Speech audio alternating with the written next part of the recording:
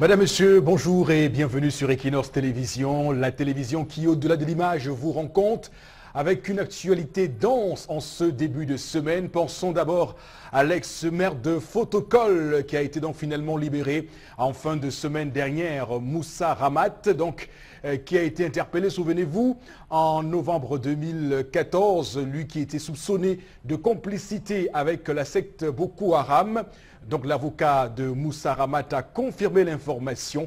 Rappelons qu'il avait été acquitté le 28 décembre dernier. On parle également de cette usine de liquéfaction de gaz à Kribi qui devra commencer à être exploitée à la fin du premier trimestre de l'année 2018. C'est la SNH qui fait l'annonce. On parle de près de 1,2 million de tonnes de gaz par an, donc 30 000 tonnes par an pour les ménages de gaz domestique. On parle aussi ce matin de la reprise des cours pour le deuxième trimestre, donc sur fond, vous le savez, de défis et d'enjeux. Comment on fait pour couvrir tous les programmes scolaires, mais également apporter la valeur ajoutée au niveau des élèves. Donc voilà, mesdames, messieurs, le cocktail d'informations pour ce début de semaine. On va introduire le panel comme chaque matin pour le Zénith. Bonjour à vous, Charles Hamel. Bonjour, Eric Fopoussi. Et donc, on va retrouver Charles Hamel tout à l'heure à 10h30 pour la colère. Également sur ce plateau, Florazé, bonjour. Bonjour Eric Fopoussi, bonjour à vous sur le plateau et à tous nos chers téléspectateurs. Je rappelle que parce qu'il sera 11h passé de 5 minutes, une fois de plus, nous allons revivre l'actualité, 2 informations pour la revue des réseaux sociaux. Merci d'être fidèles. Eh bien, on a également à votre suite, Florazé, le doyen du plateau, Bengan. Bonjour et bon début de semaine. Bonjour, monsieur Fopoussi Negou. Je salue nos téléspectateurs, mais surtout Franck-Emmanuel Biya. Un pasteur a porté plainte contre lui au tribunal de Paris. La plainte a disparu. Donc même là-bas, elle a disparu. Les propos ne sont pas de moi. Cette information nous a été rapportée ce matin par le journal Kalara, qui s'interroge. Franck Biya bénéficie-t-il d'une immunité diplomatique? Parce que même en France, les dossiers disparaissent devant le tribunal. Merci. Et vous me permettez également de signaler une autre information contenue dans Kalara de ce matin. Évidemment, c'est le procès et l'audience des personnes qui sont accusées dans le cadre de l'affaire des dédommagements, des indemnisations à Kribi. Donc également à suivre de très près pour cette matinée. On va démarrer cette émission, mesdames, messieurs, comme à l'accoutumée, vous le savez, avec la première rubrique du jour. C'est donc l'histoire, c'est elle qui s'en occupe, elle, c'est Tendance, la voyageuse. Bonjour et bienvenue, madame. Bonjour Eric, good morning. Je salue tous ceux qui me regardent du côté de Yaoundé, Kolndongo. Voilà, Kolndongo. C'est très grave, Flora. Les enfants qu'on accouche aujourd'hui, demain les enfants qu'on accouche aujourd'hui, après ils nous manquent le respect. On a passé toute la soirée d'hier, ma copine et moi, Alice Dembopi et moi, tu connais ma copine Alice Dembopi là, oui. Non? J'étais avec elle. On a parlé à un enfant de 8 ans, comme si on parlait à un enfant de 30 ans.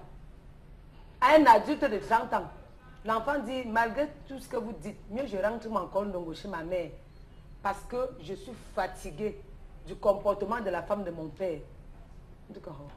L'enfant de ton père encore fait quoi, Trésor? Il s'appelle Trésor. L'enfant est mignon, 8 ans.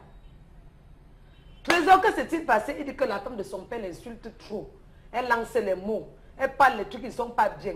Donc, Trésor, le père de Trésor m'a appelé. Je suis allée là-bas en question, résoudre ce problème-là. Parce que moi, ça m'a arrangé en tant que mère. Qu'il est rangé du travail l'autre jour, jeudi. Trésor lui dit, papa, je veux qu'on cause. On va parler de quoi, mon fils? Il dit à son père que je suis fatiguée des mots que maman, qui est ton épouse, me lance. Elle t'a fait quoi? Elle t'a lancé les mots en faisant quoi? Elle me gronde trop, elle aime trop me parler mal. Mais quand tu elle fait semblant de m'aimer, je ne suis pas d'accord de son comportement. Son père dit, explique-moi clairement ce qui t'énerve au point où tu me dis que tu veux rentrer chez ta mère à Yaoundé. L'enfant dit que sa mère lui a demandé d'aller vider la poubelle, la femme de son père, Flora, que Trésor va me vider la poubelle si. Trésor, il a un peu boudé. Sa mère l'a insulté jusqu'à... Donc la femme de son père l'a insulté jusqu'à... regarde-moi ça. La sorcellerie, vous avez fait quoi? Je suis sûre que c'est ta mère qui te monte. Tu viens désobéir. C'est quelle malchance, ça c'est quelle magie, c'est quelle sorcellerie, c'est quel vampirisme, ça. Et l'enfant n'a pas supporté les mots, il a dit qu'il veut rentrer chez sa mère à Yaoundé. Et le monsieur me dit que où l'enfant là est, il ne peut même pas aller chez sa mère à Yaoundé, parce que le mari de sa mère ne le veut pas, qu'il a vu les amis de l'enfant depuis. Donc, chère dame, je ne connais même pas la question que vous posez. À vous de me dire comment est-ce que vous pouvez vous comporter avec l'enfant de votre mari qui boude parce que vous l'avez grondé. Il dit qu'il rentre chez sa mère à Yaoundé. Et le mari de sa mère n'est même pas prêt à l'accepter. Parce que s'il avait accepté, il ne devait pas vivre chez son père. Vous avez la parole. Merci beaucoup, Tendance, pour cette histoire qui nous permet de nous asseoir maintenant confortablement. Je vous conseille d'ailleurs, madame, monsieur, d'où vous nous regardez ce matin, de vous asseoir confortablement et de pouvoir avec nous réfléchir sur comment disséquer cette histoire ce matin. Je commence par vous, Florazé, pour vous demander ce que vous pensez de l'attitude de ce jeune enfant. Est-il un récalcitrant? Est-il un manque d'amour? Comment vous voyez son comportement? Oui, c'est un enfant qui a un manque d'amour et ça se ressent. Parce qu'il est un peu bouleversé, il n'est plus avec sa mère. Maintenant, il vit dans une toute autre atmosphère où maintenant il doit faire face à la nouvelle épouse de son papa qui est sa nouvelle maman. Donc, il faut comprendre également cet enfant. C'est qu'il y en a qui ne réussissent pas à gérer cette cassure, c'est-à-dire du matin on se retrouve avec papa et maman qui sont en conflit. Et l'enfant, à cet âge, ne réussit pas souvent à vivre la séparation entre papa et maman. Ça, vraiment, il faut être logique. C'est très difficile. Ailleurs, on aurait eu des psychologues qui seraient là pour comprendre, parler avec l'enfant. Même ici aussi, les parents sont en fait les premiers psychologues des enfants. Parce qu'on n'a pas souvent le temps, parce qu'on est occupé à gérer les conflits d'adultes. Et on oublie qu'en bas, on a des enfants qui nous observent. Et puis on est là, on se jette des pics, des pierres et autres. On oublie qu'il y a des enfants qui reçoivent les grands coups. Et voilà où on est. Justement, c'est la femme du monsieur, maintenant la nouvelle épouse, qui est obligée de payer, je vais dire, les coups qui ont été donnés bien avant. Donc, il faut qu'elle prenne son mal en patience. Ou soit à monsieur de prendre une décision finale. Hein. Soit il essaye soit l'enfant rentre chez sa maman. Le mari de sa mère ne va pas accepter. Ce qui est également possible.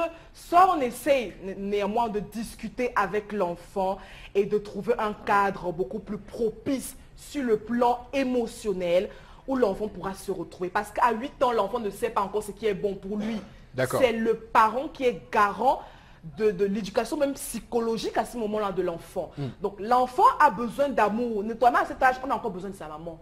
Donc, il faut qu'il retrouve sa maman, l'amour de sa mère dans la nouvelle maman. Alors, la maman également, qui est la nouvelle épouse de monsieur, a beaucoup de travail à faire également sur elle.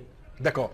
Je connais une famille, madame, monsieur, qui a vécu la même situation et dont l'enfant avait souvent l'habitude de remettre un peu sur sa nouvelle maman les frustrations que sa maman à lui pouvait avoir hors du mariage, même si elle est mariée. Vous savez, il y a des amours qui continuent à perdurer même quand on s'est séparé, surtout lorsqu'il s'agit d'un couple qui a peut-être passé 8 ans ensemble et à la dernière minute se sont séparés pour X ou Y raison.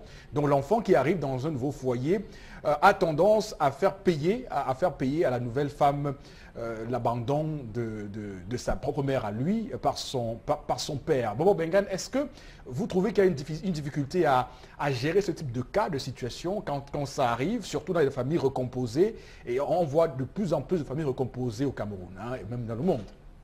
La difficulté réside dans ce que nous avons toujours dit ici, l'occidentalisation de nos coutumes, de nos habitudes. Vous allez me dire... C'est un générique.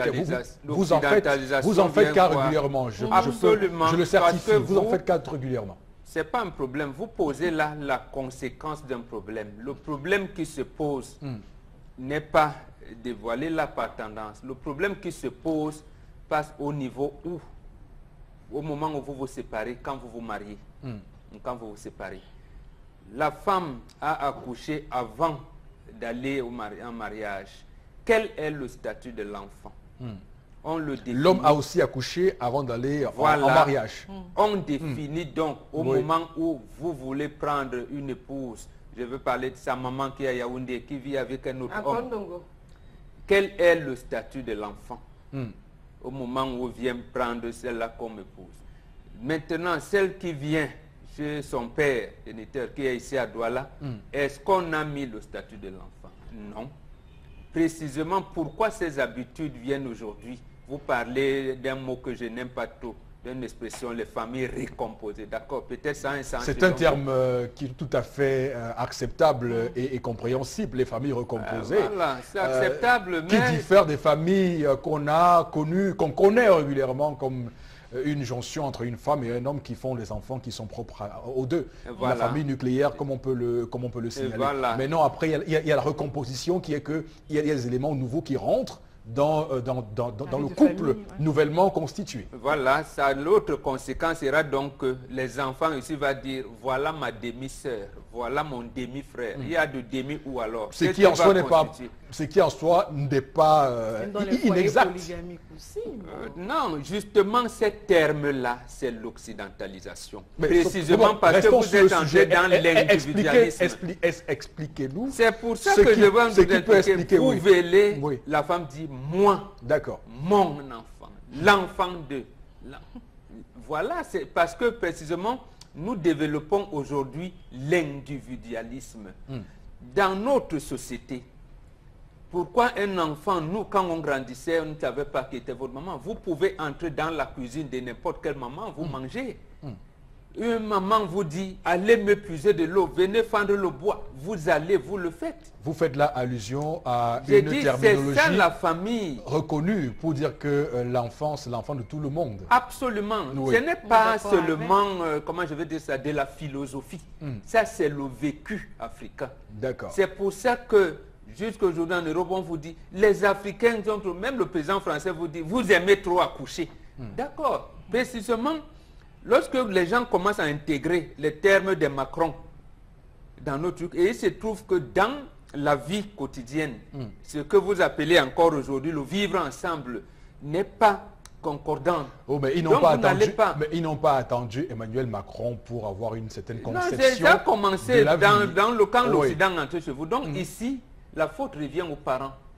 L'enfant de Lesquels 8 ans, parents les nouveaux parents ou les deux, les que parents ce soit séparés? sa maman qui est allée en deuxième noce avec un homme à Yaoundé ou son propre père qui ici est avec une maman. Lorsque vous venez, une fille, une femme qui vient se lier en noce avec un homme, il doit savoir que cet homme a des enfants, que Oui. peut-être elle aussi a des enfants. Quel est le statut des enfants? Comment on va les encadrer? Ces choses-là, en fait, au moment de la dot, on les pose. On les pose clairement. D'accord. Et quand vous refusez de les poser, vous dites, chacun vient dire, les enfants que je vais trouver là, Alors, attends, on va voir. bon. S'ils ne m'obéissent Bon, pas. bon, je souhaite quand même qu'on avance dans ce débat parce que à force de distribuer les bons et les mauvais points à qui ici et là, on aura la peine à saisir le problème. Alors, Charles Abel, j'ai envie qu'on comprenne bien que ici, la femme a une volonté d'éduquer l'enfant comme si c'était le sien. Donc, elle gronde l'enfant, elle fait exactement ce qu'elle aurait fait à son propre enfant, c'est-à-dire un enfant qui commet une faute et qu'on réprimande. Mais sauf que l'enfant, pour le coup, semble ne pas être d'accord avec ça. Ne semble Peut-être pas... avant que Charles amène les fini, Oui, bon, j'ai bon. dit, pourquoi la femme a la volonté? Elle n'a pas sa volonté à elle. Elle est allée en mariage chez un monsieur qui a des enfants.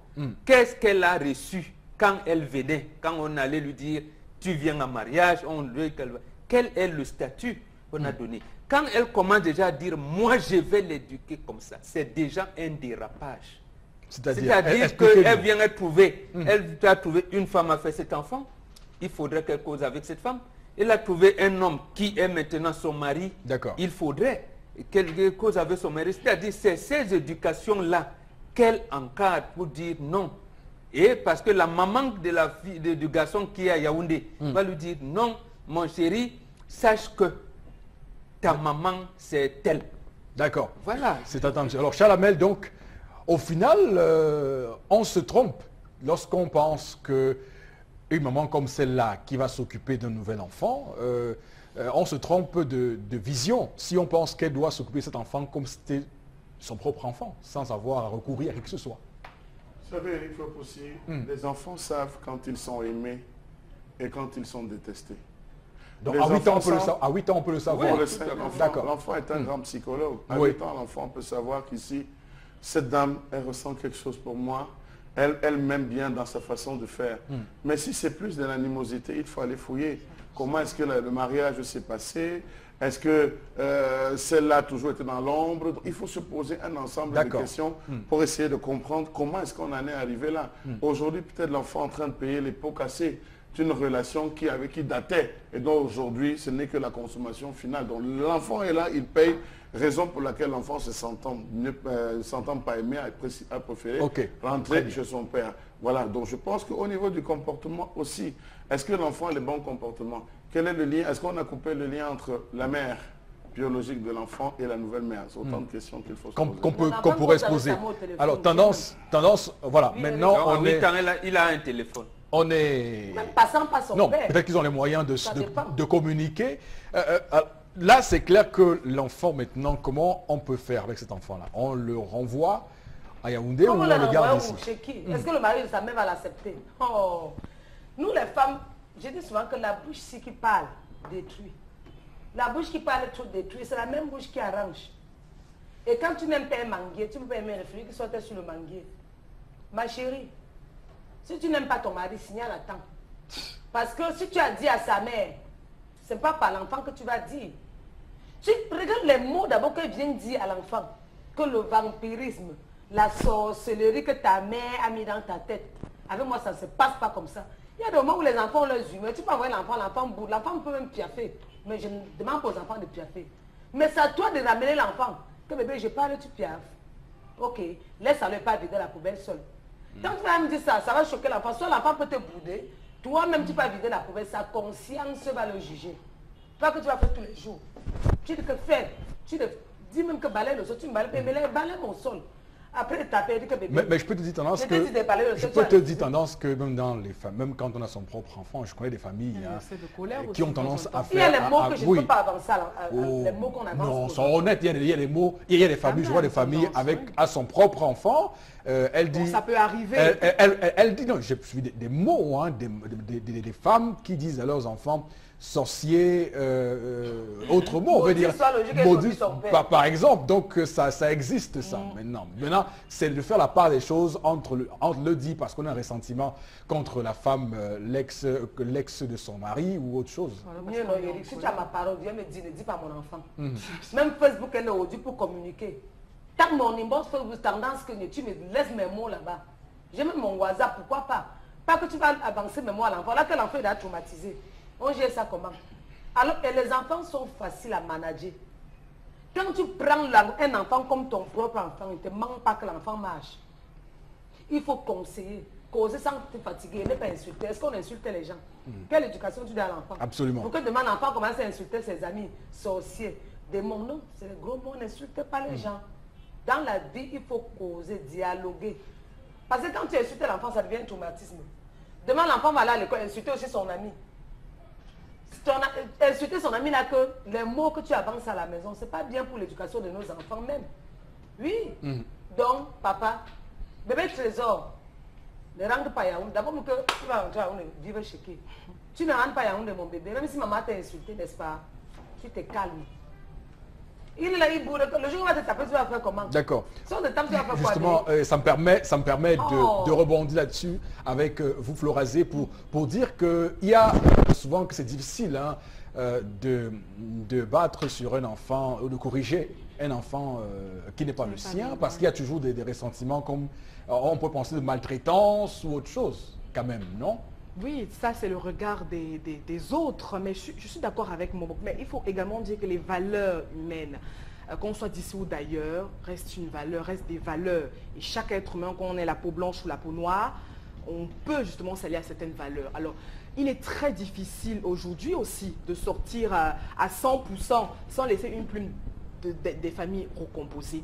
Ou alors, dans ce genre d'histoire que compte Tendance ce matin, les hommes ont une grande part de responsabilité. Je suis d'accord avec moi quand il parle du statut de l'enfant.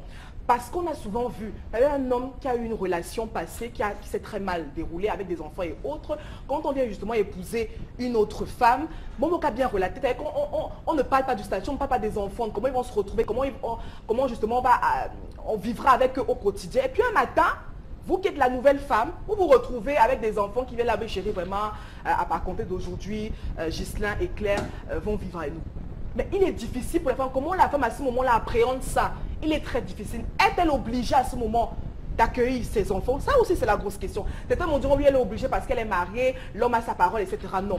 Il est très important à certaines familles, justement, qui abordent, ou alors qui ont convenu vivre justement dans ce genre, dans ce type de famille recomposée, de mettre les bases fondamentales. Et lorsque ces bases sont faussées, on se retrouve justement avec ce genre de cas où les enfants n'ont pas tort, les enfants sont tout simplement des victimes.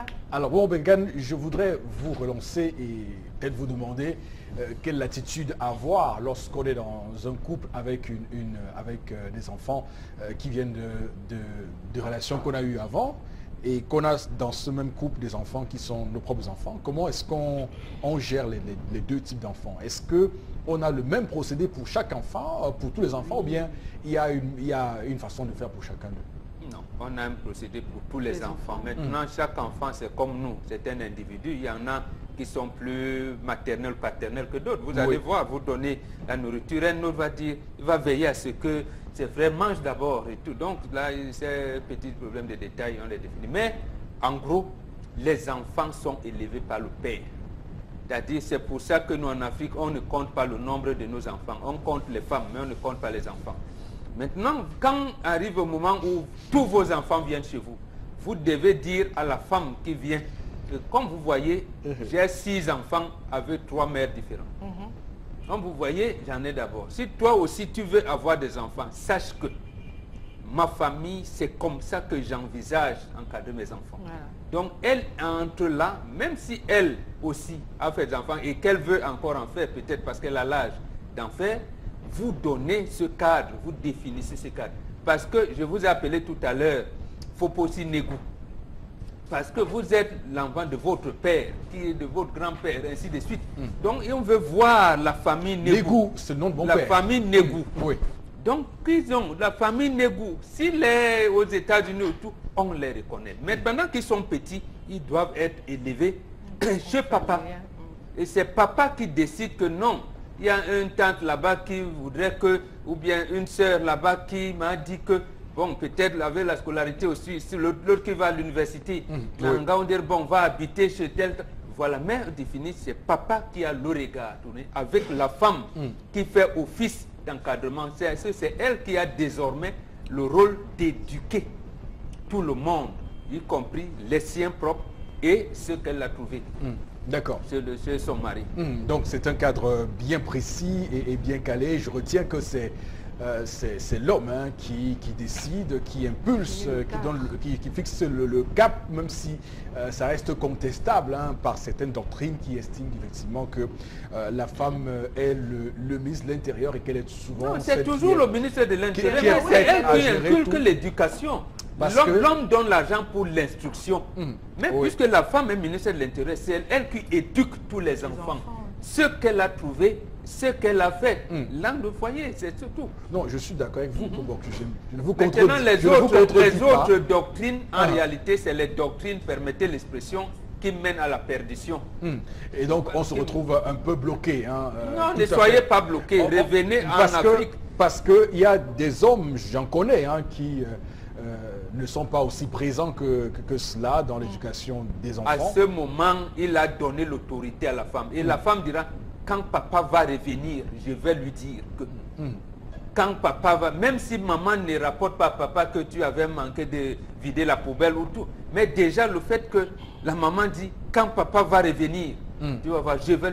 L'enfant va te mettre. D'accord. Alors, Florazé, vous avez peut-être un mot pour rebondir rapidement. Oui, non, je vais dire qu'il est très difficile. C'est les parents, comme Bombok l'a dit, oui, c'est l'homme qui impulse l'instruction. Mais les deux, c'est-à-dire que l'instruction, l'éducation, si vous voulez, tout ce qui entre en compte, elle doit être pris, je veux dire, doit être sollicité par les parents. C'est-à-dire qu'il faut qu'à un moment donné, qu'on mette un peu nos égos extra de côté quand il s'agit d'enfants. Et encore, quand il s'agit de familles recomposées, c'est très difficile.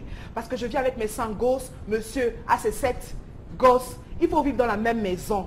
C'est très compliqué. Je dis que c'est très compliqué. Et pour ceux qui ont réussi à vivre cette harmonie, vraiment, coup de chapeau, c'est encore très compliqué. Quand vous venez, vous, femme, n'êtes pas fait d'enfants, vous venez neutre, dans une famille où vous retrouvez monsieur avec 2 ou 3 gosses.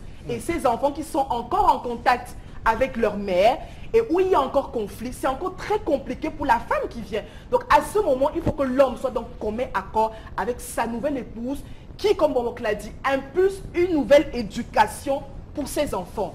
Donc, ce n'est pas une chose à prendre à la légère, il faut aussi, parce qu'il n'y a pas un manuel qui érige... Il y en a. C'est ce qu'on appelle le conseil de famille. Bon, vous pensez que vous faites les conseils... Il va de la sensibilité de tout un chacun. Non, la sensibilité africaine voudrait que le conseil de famille commence quand l'enfant a 3-4 ans. Le conseil de famille, ce n'est pas quand vous devenez grand, parce qu'on veut organiser les obsèques de tel, ou bien on veut partager le terrain que le grand-père a laissé. Les conseils de famille, justement, commencent à partir de la dot. Quand vous allez en mariage, votre mari avait-il une femme avant, ainsi de suite. C'est comme ça le conseil de famille. Et les décisions de ces conseils sont ça, donc, le sont consensus en Afrique, c'est le consensus qui gère tout. Ce n'est pas les idées personnelles de chaque individu. Et ce consensus... Un instant. Et ce consensus-là, il est souverain, Bombok? Non, le consensus, c'est quoi? La femme qui vient encadrer les enfants qu'elle n'a pas accouchés, elle a son mot à dire. Oui. D'abord, mais elle va dire son mot comment? Si elle n'a pas discuté, elle ne s'est pas entretenue avec les femmes qui ont fait ses enfants, elle n'aura pas le don de Dieu. Mais le problème que soulève Flora, c'est précisément parce que quand vous venez, chacun a des a priori. Vous ne les connaissez pas, demandez à leur maman, même si vous êtes en conflit. Les enfants doivent grandir et être encadrés dans un contexte familial. D'accord. Il faut demander à la base non, quel est le comportement? C'est pour avoir l'information. Je crois que l'homme aussi est mieux placé aussi pour donner des informations. Absolument. Florazé et Mbambok, je vous en prie. Tendance. Est-ce que c'est alors facile de voir les mamans des enfants là? Oui. Elles vont nous recevoir comment? Parce qu'on connaît le comportement de certaines femmes. Non, il y a les femmes qui se comportent mal ici. Oui. Donc, maman, soyons clairs envers nous-mêmes. Quand vous avez l'enfant, même si c'est l'enfant du voisin, prenez l'enfant là comme votre enfant parce que demain, tu ne sais pas qui va t'enterrer. Parfois, les enfants qu'on accouche... Non, tendance d'expliquer notre cas. Tu nous as dit à Yaoundé, le mari va le rejeter. Il n'a même jamais accepté. Voilà. Donc, c'est pour ça qu'il dit que les femmes qui restent derrière, qui bavardent, qui grondent les enfants. Non, ça ne sert à rien. Non, tendance. D'accord. C'est pas que vous n'aimez pas l'enfant. Non, il y a les mots qu'on ne dit pas aux enfants parce que c'est quelque chose que c'est Dieu qui a fait. Ce que tu as dit à Petit Trésor, tu ne peux pas dire ça à l'enfant que tu as accouché. Si, pourquoi pas? Tu ne peux pas dire le mot là. Non. Je viens ici sur ce plateau tendance d'évoquer des situations de femmes qui traitent leurs propres enfants de sorciers, de grosses têtes, de front pointu et tout ce qui va avec. Donc je vous explique ce qui se passe dans les couples. Bien sûr, ça existe ça. La nouvelle expression a montré une femme qui a repassé, qui aime le faire à repasser sur sa propre fille. Par exemple, qui repasse les seins de sa propre fille, qui torture sa propre fille avec des sévices qu'on peut imaginer. Alors on va prendre tout de suite maintenant, Florazé, quelques messages des personnes qui nous écrivent pour réagir au sujet de ce matin dans le Zénith. Oui. Alors cet enfant a besoin de plus d'attention de son papa, la part de son papa, car il y a absence de dialogue entre le père et l'enfant. C'est M. Ndokmo Lionel qui réagit ce matin depuis Ndokpassi. Alors autre SMS, ne comparons tous les enfants, chaque femme a son cœur et tous les enfants de nos jours sont trop têtus. Que l'homme cause avec son fils et sa femme, les deux font partie de sa famille actuelle. C'est Vanessa depuis Yaoundé qui... Voilà un terme que vous aimez souvent utiliser. Les enfants d'aujourd'hui sont têtus. Pourquoi sont-ils têtus? Précisément parce que les parents se sont occidentalisés et ils estiment qu'ils ont trouvé le paradis là-bas. Le drame, c'est qu'en s'occidentalisant, ils oublient que le téléviseur à la maison, le téléphone, l'enfant aussi s'occidentalise, mais à sa manière. Un rythme plus, voilà. Un rythme plus, Tout à fait. plus Et là maintenant, quand vous faites des reproches à votre enfant, vous avez l'impression que quelqu'un lui a inculqué une éducation à part. Or, c'est vous qui l'avez abandonné. Les enfants sont autant rebelles aujourd'hui qu'hier. Ils l'ont été hier. Mais hier, les parents étaient dans un cadre, j'allais dire, communautaire et privilégiaaient les liens de famille que des liens individuels. La maman doit gagner le cœur de, de cet enfant. Absolument, oui. Et le respecter en tant que l'enfant de son mari. Et je pense que l'enfant finira par lui donner son respect. La mère doit gérer l'enfant comme sa mère et vice-versa. Le père doit être un bon manager, éviter que l'enfant soit conseillé à l'extérieur. Pas question d'envoyer l'enfant quelque part. Vous oubliez qu'il y a des femmes. Vous oubliez qu'il y a des femmes qui font semblant d'aimer l'enfant quand le père est là. C'est ce qu'elle fait. Mais lorsque le père tourne, elle devient véritablement acariate. On l'a soulevé, on l'a suffisamment dit. Je pense que cette femme joue un double jeu. Il serait temps. Mais maintenant, l'homme va se retrouver à cheval. Faudrait-il faire partie la femme et protéger l'enfant? Faudrait-il protéger la femme et sacrifier l'enfant? Donc, l'homme est face à un dilemme. Oui, mais Chalamé, vous avez tantôt dit que l'enfant est un fin psychologue aussi. Vous l'avez dit. Non, il sait qu'il est torturé ou pas. Qui savent, oui, et qui savent également jouer avec les deux parents. Donc, la femme, c'est très compliqué pour elle aussi, vu que l'enfant est tout le temps en contact avec sa maman à l'extérieur. Donc, on ne sait pas ce que l'enfant reçoit comme information. La femme qui, elle, reste toute la journée avec l'enfant, doit gérer les humeurs et les petits coups de l'enfant qui, à 8 ans, et peut-être dans sa tête, est déjà assez... Dans sa tête réfléchit plus qu'un enfant de 8 ans. Je trouve que c'est un peu compliqué de jeter la pierre. De jeter la pierre sur la nouvelle maman. Dire à sa maman à Yaoundé, de dire à sa coépouse ici comment l'enfant est. Et bien d'abord dire à son enfant que chérie, voilà ta nouvelle maman, c'est elle. Tu ne peux pas venir avec moi. Habitue-toi à ses habitudes. C'est pas compliqué. Voilà, à moins qu'elle se déplace et dit à Douala dire. Voilà, c'est ça. Voilà, appelle-moi. Non, tu déplaces ta maman. Parce que appeler au téléphone, ça ne doit pas avoir les mêmes effets. Voilà, mais je pense que c'est le consensus. C'est le consensus. Je crois que c'est l'homme qui a le consensus qui a à faire entre les deux mamans, de s'entendre pour mettre l'enfant dans les bonnes conditions, parce que ça reste encore là. L'enjeu, c'est que l'enfant ait une éducation de qualité. Absolument. Et qu'il puisse devenir un homme. Parce qu'après, il faut faire taire vos guéguerres, vos petites histoires de sous le lit. Ce que tu dis là, c'est vrai, Eric. En temps normal, vous allez vous entendre. Oui. Parce que toi qui es marié, tu ne fais plus rien avec le père de Trésor à Douala. À moins que peut-être vous faites quelque chose en cachette. Hein? De deux, entendez-vous pour que l'avenir de l'enfant là soit bien.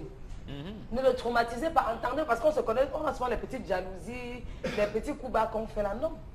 Alors si c'est le moment du coup bas, si vous voulez que l'enfant réussisse dans sa vie, faites que ce que j'ai dit. Et si vous ne voulez pas la réussite de cet enfant, il va devenir rebelle. Parce que ce n'est plus les enfants qu'on accouche, c'est les grands-pères qu'on accouche. Qui a dit à l'enfant de 8 ans qui va dire à son père que causons. Et quand papa vient s'assurer qu'il rentre chez maman à Yaoundé, ta mère à toi là, tu as plusieurs mères, tu as deux. Celle de Yaoundé, celle de Douala. Non, il n'a qu'une seule mère au final. Tu as deux. Celle chez qui il est actuellement. Voilà, c'est ça, c'est ce qu'il faut dire. Une seule mère. C'est ce qu'il faut dire. Voilà. Mais c'est ta grand-mère qui est à Yaoundé, c'est ta mère qui est à Douala. Voilà, d'autres messages, Florazier, rapidement. Je pense que c'est le ouais. dialogue qui fait problème. Le père doit prendre ce temps pour expliquer ce pourquoi il s'est séparé avec la mère du dit enfant. Encore plus que c'est un garçon, il doit grandir avec cette réalité. Donc il faut être... il pense que David de Bolabé, il pense qu'il faut être compréhensif et amener doucement l'enfant à adhérer à la nouvelle vie, sa nouvelle vie. Parce que lui-même aura les préoccupations à être polygame demain, ce qui n'est pas mauvaise chose. L'enfant? Oui, c'est comme c'est un garçon. Je souhaite qu'il soit polygame. Bon, vous êtes imbattable ce matin, hein, je tiens à vous le dire quand même. Alors, Sonia de Mendon pense que cette femme doit prendre cet enfant comme le sien et arrêter de lui lancer des petits mots, comme par exemple, c'est ta mère qui te fait ceci ou cela, je suis désolée, c'est un enfant. Peut-être même il réfléchit aussi, il a les yeux, il voit. Moi j'ai vécu cela et ce n'est pas toujours facile pour l'enfant. Je suis d'accord avec. Voilà, un dernier message hein, pour qu'on Alors, les mots de cette femme peuvent traumatiser l'enfant. Sa mère, c'est une rivale dont la femme de l'intérieur se sent en concurrence. La famille monoparentale se détruit et détruit la société. C'est Yolande Dogodi qui réagit. Parce que l'enfant n'a pas demandé à naître. L'enfant était là quand tu rencontrais ton mari, maman. Voilà. Donc, je dis parce que c'est quand même compliqué de plus en plus pour nos familles de pouvoir tenir l'éducation d'un enfant, qui plus est un enfant qui n'est pas le sien. Donc après, on a toujours des soupçons de maltraitance et de jalousie qui sous-tendent nos décisions par rapport à un enfant. On pense toujours qu'il y a un agenda caché derrière une décision qu'on aurait prise pour son avenir. Et pourtant que non. Pourtant, on a toujours envie de dire à l'enfant, voilà, elle est une femme, elle sait ce que c'est que porter un enfant pendant 9 mois et de le mettre au monde. Donc, j'imagine mal, j'imagine mal qu'elle-même elle puisse prendre sur elle de maltraiter l'enfant d'une autre personne. Et j'imagine très mal d'ailleurs qu'elle-même soit en train de vouloir prendre cet enfant comme un otage de sa relation qu'elle a avec une possible rivale à l'extérieur. L'enfant de mon mari et mon enfant, vous avez droit au même traitement. Tout à fait. En tout cas, madame, monsieur, merci infiniment à vous de réagir sur Equinox Télévision. On va aller maintenant prendre la suite de ce programme et c'est la colère de Charles Hamel qui va se mettre en piste. Façon de parler, à tout de suite.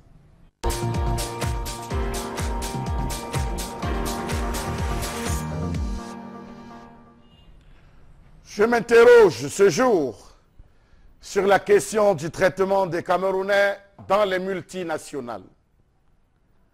Pourquoi est-ce que l'inspection du travail ne joue jamais son rôle dans ce pays?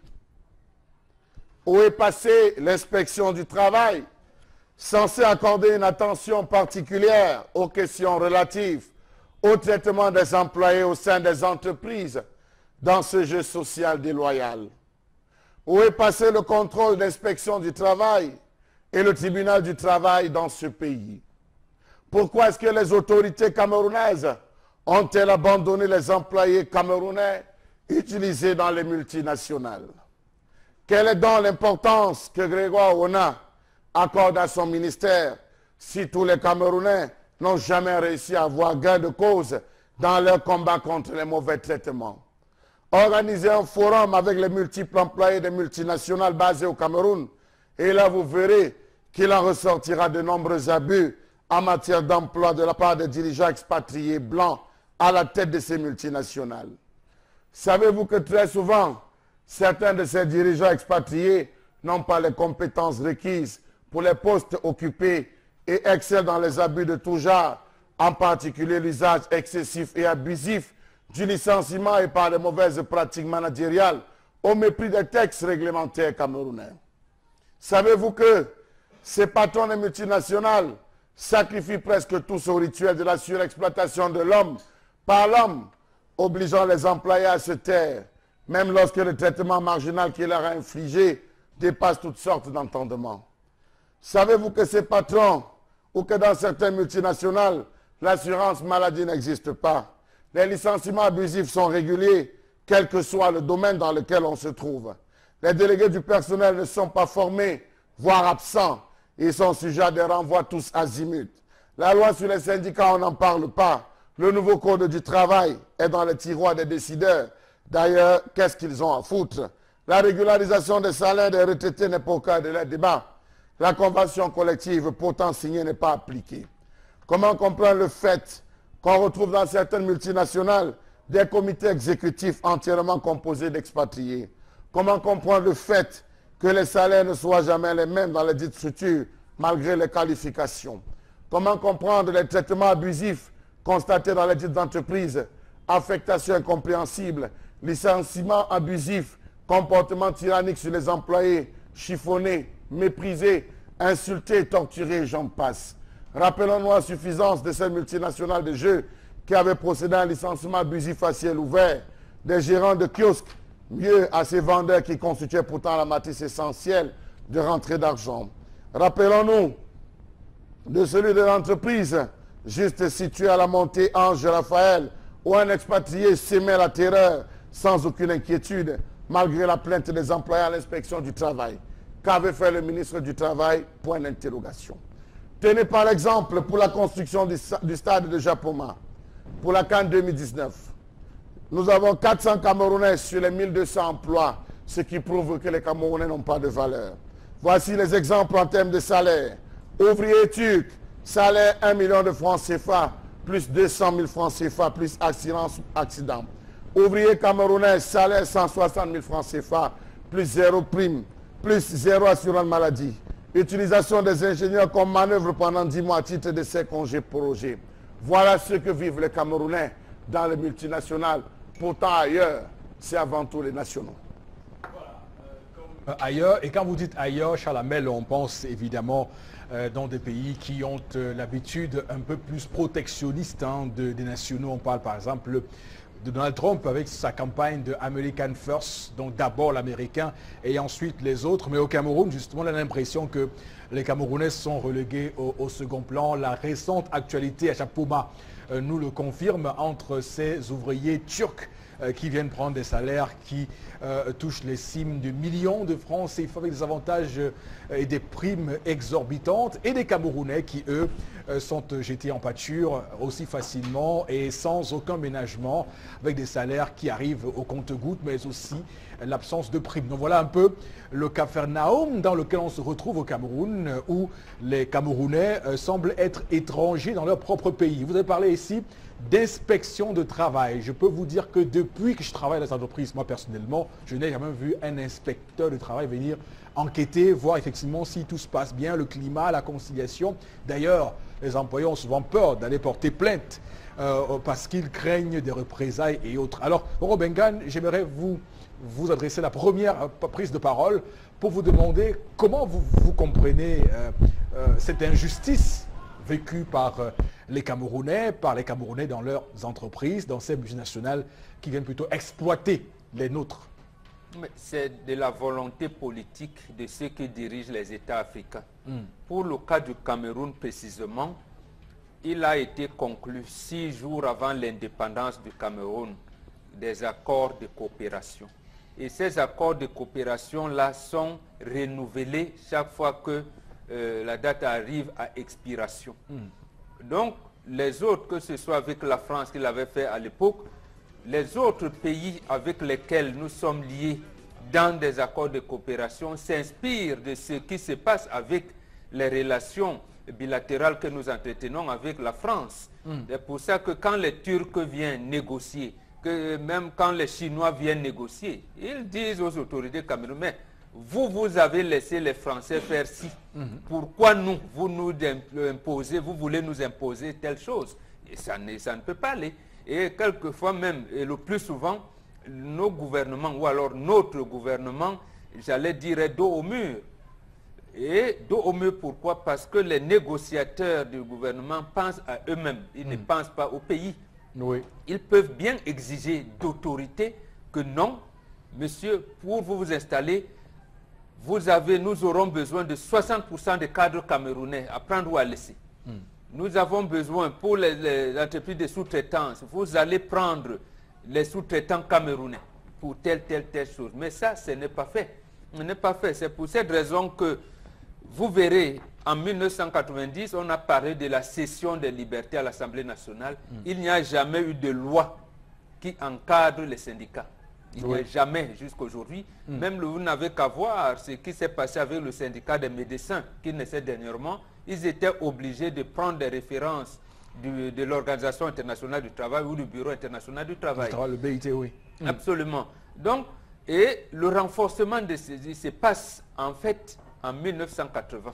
Oui. Il se tient un sommet France-Afrique à Nice. Déjà, avec la crise pétrolière en 1973, on avait, comment je vais dire, jugulé, la France a jugulé. Quand, en 1980, tous les pays producteurs de pétrole ont vu, notamment les pays africains, leurs revenus multipliés par 10. Oui. Et la France crée ce qu'on appelle la CEDA, l'Agence pour la coopération et le développement en Afrique. Nous, Pas de l'Afrique. Voilà. Mais nous, on a Afrique. compris qu'on parlait du développement de l'Afrique. C'est faux. On a bien dit Agence pour la coopération et le développement en Afrique. Et ça veut dire que tous les autres pays qui viennent, ils s'inspirent de cela. Or, cette agence n'a jamais vu le jour. Mais on vous parle du Club de Paris. Bon, tu vas dire que les gens réunissent, notamment le président du patronat français, le directeur du Trésor, le ministère de l'Intérieur. Bon, ils se réunissent là-bas et il n'y a jamais de rapport. On ne vous donnera jamais les conclusions de leur réunion. On vous dit le Club de Paris a décidé que c'est où? Non, mais c'est appliqué. Donc, ce qui fait que ce soit l'Italie, la Grèce, la Turquie, la Chine, les autres pays, quand ils viennent nous dire non, monsieur, vous ne pouvez pas demander aux Français de faire ce que veut et nous, vous ne nous laissez pas. Vous vous rendez compte qu'on tient les réunions ministérielles avec les biscuits turcs et les cure-dents chinois. Bon, donc, ça veut dire que les autorités de notre pays ne peuvent pas d'autorité imposer aujourd'hui que non, au moins, messieurs les Chinois, nous avons de Turcs, comme vous avez l'expertise, votre usine de fabrication de cure-dents, je ne prends que ça, vous l'installez ici, ou bien aux Turcs. Votre usine, vos usines de biscuits, venez l'implanter au Cameroun. Non. Or, il y avait même les usines de biscuits au Cameroun. Vous estimez que le ministère du Travail et de la Sécurité sociale que gère M. Ona Grégoire, par exemple, ou bien les inspections de travail sont un peu dépassées et que là-dessus, il n'y a rien à faire, il n'y a rien qu'on puisse faire pour sortir de cet engrenage. Je rappelle que j'ai un ami à moi qui travaillait dans une institution française au Cameroun. Et moi, chaque fois, je le voyais et je me disais qu'il était très bien, qu'il avait voilà, qu'il avait un bon salaire, qu'il était... Salaire. Voilà. Mais un soir, il me fait une confidence. Je tombe de nuit, il me dit, écoute Eric, vois comment on fait là, ça va avec les blancs, mais c'est comme ça, il n'y a rien. Nous ne sommes pas... je touche 10 fois moins que quelqu'un qui a le même poste que moi dans la même structure. D'accord. Je vais vous terminer en prenant l'exemple, en vous expliquant l'exemple que Charles Amel a. J'ai été au stade de Japoma, moi-même. Oui. Justement, il y a les Turcs qui sont venus. Ils ne savent rien de la maçonnerie, de la ferraille, rien. Ils sont formés par les ingénieurs techniciens camerounais. Eux, ils gagnent 6 fois plus, avec un encadrement adéquat. Et les Camerounais qui les forment, eux, quelquefois même, on les payait à monnaie de singe. À la main levée. Voilà. Et les autorités camerounaises leur interdisent de faire la grève. Première chose. Deuxième chose, aller dans l'industrie du bois, l'exploitation du bois. Là, alors, c'est très grave. Il y a des sociétés dont je ne citerai pas ici. Quand vous venez, les Français venaient, ils ne savent rien du bois. Vous lui dites l'Iroko, c'est quoi? Il ne peut pas te dire. Le sapeli, c'est quoi? Le Luinga, c'est quoi? Il ne sait pas. Même les résidents. Voilà. Ils sont donc formés par les Camerounais. Et tu mais eux, les gars, ils sont bons, bien dit. Et les Camerounais sont là. Oui. C'est leur forêt qu'on exploite. Voilà, il faut voir, on prend leur argent. Il faut voir le pauvre Camerounais qui va se taper toutes les courses en bourse pour aller voir si ça c'est le Moabi, ou ça c'est le Sapeli, ou le Roko, ou ça c'est le Padou. Lui, il n'a rien. Et l'espérance, c'est que à EDEA, je ne cite pas le nom de cette entreprise, une entreprise qui fait dans le bois. Il fait, j'allais dire, les carreaux en bois. Si vous voyez, vous avez l'impression que c'est du marbre. Mais tenez-vous tranquille, rien n'est vendu ici. Voilà. Je dis bien, cette entreprise est EDEA qui exporte, qui fait bien le truc, mais c'est exporté. C'est un peu comme le beurre de cacao. Vous n'en trouverez pas. Vous ne pouvez pas aller à ce cacao, vous dites on vous vend le beurre de cacao. Donc, c'est une forme d'esclavage. Restons dans le bois. Donc, qui est entretenu par les autorités. Donc, il faudrait que le chef de l'État ait le courage politique de dire à partir de maintenant, toutes les entreprises qui s'installent ici, ils auront au moins 60% de cadres camerounais, ainsi de suite, et que toute la sous-traitance sera faite par les Camerounais. D'accord, absolument, c'est entendu. Alors Florazé, vous êtes tout comme Charles Amel ce matin, touché par ces Camerounais qui sont relégués au rang de renégats et qui ne sont simplement pas donc entretenus comme il le faut et comme il se doit, parce que maté dans ces multinationales qui s'installent au Cameroun aux grandes dames des nationaux. Tout à fait, Eric Fopoussi. Et c'est un problème qui devient déjà vieux comme le monde, qui perdure. On a combien de multinationales au Cameroun? Et justement, qui pillent ou alors qui exploitent nos ressources premières, minières et autres. On a combien de Camerounais qui œuvrent dans ces entreprises? ils sont tellement nombreux, mais qui vivent comment à l'intérieur? Et je pense que pourquoi on a ces entités qui sont notamment bien placées pour réguler toutes choses, le travail, l'économie, hein, le cadre social du travailleur camerounais ne font rien. Parce qu'on sait tout simplement qu'ils ont des pourcentages. Ils ont de l'argent qu'ils reçoivent, si vous voulez, à chaque période, chaque année, etc. Donc du coup, ils ne peuvent rien faire. Mais nous savons tous dans quelles conditions travaillent les Camerounais dans les multinationales, de façon basique. C'est-à-dire, vous allez là où on vous fabrique soit des babouches, je suis sûre, franchement, il y a des entreprises chinoises qui le font. Allez voir les Camerounais travailler là-bas, 7 jours sur 7. Combien ils gagnent au quotidien? Vous allez à l'Est, c'est ici que nous avons démembré pas mal les conditions néfastes dans lesquelles travaillent ces ouvriers. Nous n'avons pas, nous restons à Douala. Allez pratiquement ici dans la zone d'Aqua, pratiquement tous les magasins, toutes les entreprises qui nous entourent sont dirigées par qui? Par ces étrangers. Et justement, à l'intérieur, on retrouve des Camerounais. Comment vivent-ils? Nous les côtoyons au quotidien. Que fait l'État? Rien, Eric Fopoussi. C'est parce que justement, il y a des personnes qui sont très bien loties et dont ces situations les arrangent. Parce qu'on appelle ça les rétrocommissions. Notamment, mais si, notamment, ils ne peuvent rien faire. Moi, je voudrais qu'on revienne, que le chef de l'État revienne avec ce discours de moralisation. De moralisation pour qu'on saute, notamment pour que chaque personne paye, Eric Fopoussi, et que chaque personne, je veux que la personne adéquate soit mise à la place qu'il faut. Et je continue de dire aux Camerounais, peut-être pour ne pas être très longue, que nous sommes dans une année très critique et nous allons pouvoir utiliser l'arme la plus fatale qu'est le vote. Aller au scrutin, oui. Allez justement voter pour cette année, si les élections sont très bien organisées, pourra changer tout. Parce que c'est pour la plupart, ils sont âgés entre 17 et 25 ans, qui sont ouvriers, qui souffrent comme employés, ils sont diplômés, qui souffrent dans les entreprises, qui sont notamment dirigées par ces expatriés. Tendance, on est à parler ce matin donc, de la souffrance de ces employés camerounais dans les multinationales, mais surtout maltraités, souvent insultés. On a le cas récent qui a été évoqué ici d'une jeune femme qui a subi de la part de son patron des affres de racisme, des faits de racisme de la part de son patron. Donc c'est ça un peu le contexte et personne ne semble vouloir prendre le taureau par les cornes. On ne piaffe pas en télévision, mais je piaffe. Je vais commencer par les enfants qui ont grévé l'autre jour à Japoma. Vous voyez, quand on fait la grève comme ça, l'image du Cameroun n'est pas bien. Quand vous avez les employés qui travaillent et que vous ne payez pas, ils boudent, ils bavardent dans les couloirs, ils bavardent partout. Ce n'est pas bien pour l'image du Cameroun. Et la bonne charité commence par soi-même. La dernière fois en Centrafrique, on nous avait payé les singes, non? Oui ou non? On nous avait payé les singes, ça ne nous a pas servi des leçons. Pas à la douche. Tu vois comment on insulte les Camerounais. Je n'ai même pas envie de citer des races. Qu'ils parlent, vous comprenez. Un Camerounais qui travaille peut-être pour 30 000 francs le mois, il faut qu'on insulte, on insulte son grand-père, on insulte son arrière-grand-mère pour lui donner 5 francs à la fin du mois. Et dans tout ça, ça ne dit rien à personne. Non. On sait qu'on ne peut pas respecter l'homme camerounais. L'homme camerounais, c'est celui-là qui aime manger et boire. Non. C'est 2018. Nouvelle année, nouvelle méthode. Et les choses vont changer. Tu vois comment il parle doucement, après je relance nos moments. Je sais pourquoi il fait ça. Et les choses vont changer. Il faut apprendre à respecter l'homme. Même si quelqu'un travaille pour 1 franc le mois, vraiment donner les 1 franc là. Et avant de donner les 1 franc, donner avec un bon cœur. Parce que il y a les expatriés là même, ils sont les premières personnes à nous payer en parlant dans leur gorge. Même pas en parlant même sur la jambe. En bavardant que on vous commande dans votre pays. La vie est faite ainsi. Le Cameroun c'est un pays où on est libre, on fait ce qu'on veut. Il y a un gros mot en français là.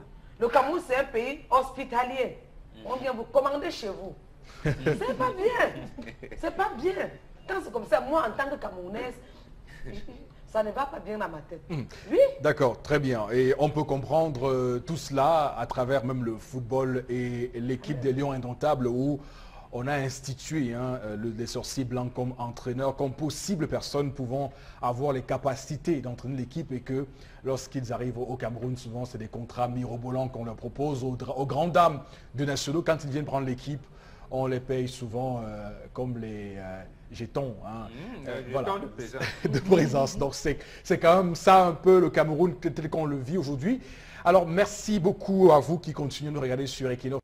Donc, sur le plateau du Zénith de ce lundi 8 janvier 2018. Madame, Monsieur, merci évidemment de votre fidélité sur la chaîne qui, au-delà de l'image, vous rencontre au quotidien. Et surtout, pour entamer cette deuxième partie, j'aimerais qu'on prenne d'abord quelques messages avec vous, Florazé, et qu'on commente quelques-uns d'entre eux.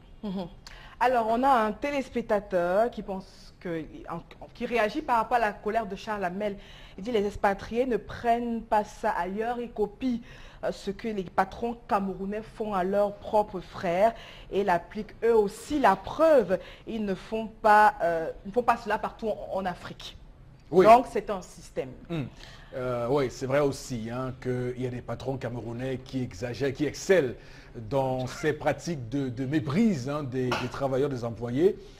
Ce qui est en soi répréhensible et inacceptable dans un pays qui souhaite avancer. Et cela est regrettable parce que souvent ils le font avec des intentions qui sont souvent inavouées. Parce que qu'est-ce qui peut motiver un patron à avoir un tel mépris pour son employé? Je me pose toujours cette question. Comment ça s'explique ça? Je partage votre point de vue, mais ça s'explique dans la mesure où je vous ai dit tout à l'heure que lorsque De Gaulle exige la signature de ces accords de coopération, vous vous rendez compte que le premier patronat camerounais jusqu'à hier, en 1995, je dis bien hier en 1995, c'était des succursales des multinationales. Donc ce qu'on appelle patronat camerounais, c'était des succursales. Et les Camerounais avaient seulement mollement remplacé les Grecs et les Libanais dans les ports et sports. Les quelques 2 ou 3 industriels camerounais qui avaient commencé à l'époque, on peut parler de Samuel Kwam, de Joseph Sack ou de Tanque, ils n'étaient véritablement pas industriels, ils ont été combattus précisément par ces multinationales-là. Donc, en fait, c'est après 1995, mais sauf que la crise économique aidant, le tissu économique et industriel fait par les Camerounais a du mal à prendre, parce que ces multinationales, avec ce qu'ils avaient, les longs bras au niveau du palais, on est resté là. Dans l'esprit du colonisé, de l'indigène, face aux colons. Parce que je veux quand même qu'on comprenne... C'est ça, je veux dire, les patrons camerounais commencent à s'affirmer lorsque le Cameroun est en pleine crise économique. Et en répétant les pratiques faites par leurs prédécesseurs patrons. En fait, dans un premier temps, ils sont des succursales, représentent les succursales des entreprises étrangères. Ils ne doivent faire que la politique de patron qui est à l'extérieur. Donc, mais on voit le Camerounais devant. Et qui a un visage de colon contre le colonisé. Quand on commence à sortir, puisqu'on commence à sortir de la crise économique, on se retrouve que les Camerounais se débrouillent. Je veux dire, les Camerounais, opérateurs économiques, ne sont pas accompagnés par leurs dirigeants. Vous allez voir le président Hollande entrer dans l'avion avec Hollande ou Macron, ou même Boiry à côté, avec ses opérateurs économiques. Mais bien aussi, bien aussi. Je n'ai pas vu. Il était effectivement aux États-Unis en 2003. Willy Chamba, prends un exemple. Je les mets au défi. Je ne suis pas sûr qu'il y a 2 opérateurs économiques français et camerounais qui peuvent appeler directement le chef de l'État et résoudre un problème. Je peux vous dire qu'il y a des chefs d'entreprises camerounais qui voyagent régulièrement, avec par exemple Pobia. Régulièrement, bon, là, régulièrement. Voilà, donc je retire parce que je n'ai pas cité les noms. Je n'ai pas cité les noms des entrepreneurs camerounais qui vont. Puisque le chef de l'État lui-même, M. Fopossi Negou, a organisé un forum à Yaoundé. On pourrait, si je commence à citer les noms, on pourrait m'accuser de faire l'apologie de noms d'entrepreneurs camerounais. Donc je retire le nom de... Ce qui s'est passé devant nous tous, c'était en mai 2020 à Yaoundé. Forum Investir au Cameroun, terre d'attractivité. Qu'est-ce qu'on lui a dit? Les opérateurs économiques étrangers lui ont dit, mes chefs d'État, nous voulons venir au Cameroun, mais nous voulons travailler avec nos frères camerounais. Où sont-ils? On peut épiloguer sur qui ou non pas, mais on peut aussi dire qu'il y a quand même dans ces valises souvent des hommes d'entreprise, des chefs d'entreprise qui vont avec lui. Un peu comme lorsqu'il met en place des stratégies avec l'Allemagne. On a par exemple M. Bimaï qui, comme vous savez, préside les relations entre les hommes d'affaires entre le Cameroun et l'Allemagne, l'amitié entre le Cameroun et l'Allemagne, oui, mais sauf qui que, très souvent lui aussi est souvent... Sauf donc, que voilà. Vous avez pris un bon exemple. J'ai pris tous les noms maintenant. Sauf que voilà. le gouvernement ne l'a pas aidé dans comment on appelle ça, la sous-traitance de produits de la voie ferrée qu'il avait. Oui. On l'a dépossédé de ça. Pourquoi l'a-t-on enlevé? D'accord. Alors qu'ailleurs, on encadre les opérateurs économiques locaux. Je dis bien que le gouvernement ne le fait pas. Ok, vous l'avez dit, mais j'ai préféré pour être clair et précis, parce qu'on fait un métier de concision, qu'il y a effectivement des chefs d'entreprise qui, le plus souvent, accompagnent le président. N'utilisez pas le terme le plus souvent. Lorsqu'il fait des missions de coopération, que ce soit en Chine, que ce soit en France, je vous le dis, bon, c'est une information. Voilà, d'accord. Alors, Flora, j'ai d'autres messages. D'autres messages. Alors, Blaise Doyac pense que les dénonciations démontrent à suffisance que nous ne sommes pas souverains. La classe dirigeante a foutu le camp. C'est le cas du ministère du Travail, qui est donc une preuve. Il faudrait que les autorités développent des politiques qui assurent un milieu, le bien-être des employés et le développement de notre pays. Où est passée la responsabilité sociale et sociétale des multinationales? Un dernier message pour qu'on sorte de ce le vrai cadre. problème, selon ce téléspectateur, il pense qu'il faut encore que le président fasse quelque chose au niveau de la politique gouvernementale. Ok. Merci beaucoup pour ces messages. On va donc rester avec vous, Florazé, pour la revue des réseaux sociaux de ce début de semaine, lundi 8 janvier 2018. Oui. Merci Eric Fopoussi. Merci à vous, chers téléspectateurs, d'être là pour cette revue. Nous avons donc deux informations pour cette journée, avec une image, la toute première, puisqu'on parle de crise anglophone, une fois de plus pour cette semaine. Alors, Sisikou Ayouk Tabé, donc l'information circule à travers la toile, Facebook, WhatsApp et autres. Elle a donc été appréhendée donc, ce week-end. On rappelle que c'est le leader du groupe terroriste et socialiste dite de l'Ambazonie, grâce à la coopération du gouvernement des forces spéciaux nigérianes, donc concerné et interpellé par cette compagnie, ses principaux lieutenants, dans un hôtel d'Abuja. On est au Nigeria. Donc on rappelle que par rapport à cette information, le Cameroun ne s'est pas encore prononcé là-dessus, mais sur la toile, il va de chacun. En tout cas, il a été appréhendé avec 9 de ses compagnons sur le sol nigérian, précisément à Abuja. Alors on s'interroge sur la toile, va-t-il être extradé vers le Cameroun? Va-t-on à travers cette information cesser de parler de crise anglophone? On attend en tout cas des informations qui doivent nous provenir justement du gouvernement camerounais, qui pense, je veux dire, quoi faire à propos de cette arrestation. D'accord. Florazé, dire... j'avoue que sur ce plateau, personne n'a compris votre chute. J'allais dire, il faut que le gouvernement camerounais, justement, nous propose des dispositions qui vont donc prendre à côté de cette interpellation. Ah, d'accord. Ok. Un peu alambiqué, mais bon, on y arrive enfin. Alors, bon, Bengan, la question que tout le monde se pose depuis quelques heures déjà, et quelques jours si vous me permettez, c'est que il y a quand même un fait assez inédit et on va dire inhabituel. C'est le silence, le mutisme du gouvernement camerounais suite à ces informations-là. Je rappelle aussi que le gouvernement nigérian n'a lui non plus communiqué sur le fait. C'est par un communiqué d'un secrétaire permanent de communication du mouvement socialiste qu'on a appris justement cette nouvelle, et par une information relayée par un employé de l'hôtel dans lequel les messieurs ont été happés, qu'on a le NERA voilà, à Abuja. Mais pour l'instant, on n'a pas d'information tout à fait officielle, alors que, connaissant le régime qu'on a en face de nous, souvent ça prête à des jubilations et autres sorties médiatiques avec jubilation et tout ce qu'on peut imaginer comme annonce pompeuse. Absolument. Ouais. Ça surprend tout le monde, mais en fait, c'est compréhensible. Ouais. Ça surprend pourquoi? Parce que le mois dernier, en décembre dernier, le chef de l'État avait dépêché le ministère de l'administration territoriale, de la décentralisation au Nigeria. Il avait rencontré le vice-président du Nigeria, Obasanjo, pour parler. Bon, officiellement, le ministre Sadi avait dit que c'était pour renforcer les relations diplomatiques avec le Nigeria. Oui. C'est une bonne chose. Et d'ailleurs, bien, alors, que depuis pour compléter votre information et dire que Obasanjo qui recevait René Sadi à l'époque, c'est parce que à cette époque-là, Buhari était encore à Londres avec ce problème de santé. D'accord. Voilà. Mais maintenant, officiellement, là, je l'apprends de nos confrères de Times d'Abuja, qui ont révélé que, en fait, il était question, c'est-à-dire que les autorités camerounaises demandaient l'appui des autorités nigérianes pour procéder à l'arrestation des gens de ces Camerounais qui sont fauteurs de troubles dans qui le utilisent le Nigeria comme base arrière de leurs attaques sur le sol camerounais. Oui.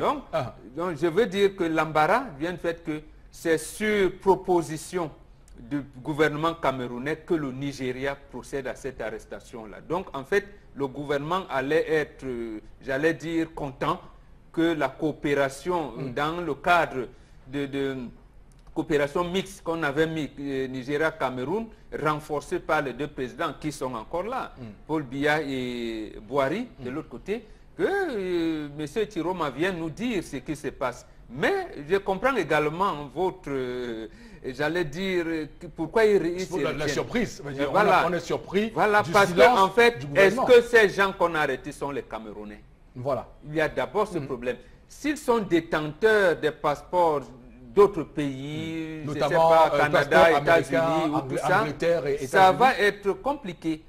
Comment on va arrêter un Américain aux États-Unis, même s'il voulait faire un coup d'État au Cameroun et l'extrader sans demander l'avis? Mais ça ressemble du un peu secrétariat à Patrice d'État. Ganan, ça. Hein. Vous nous Absolument. rappelez un peu le cas Patrice Ganan. Là. Absolument. Et encore que Patrice Ganan, lui, il avait été arrêté au Cameroun. Oui. Voilà, vous arrêtez un Américain en terre étrangère, vous l'envoyez au Cameroun pour qu'il soit jugé.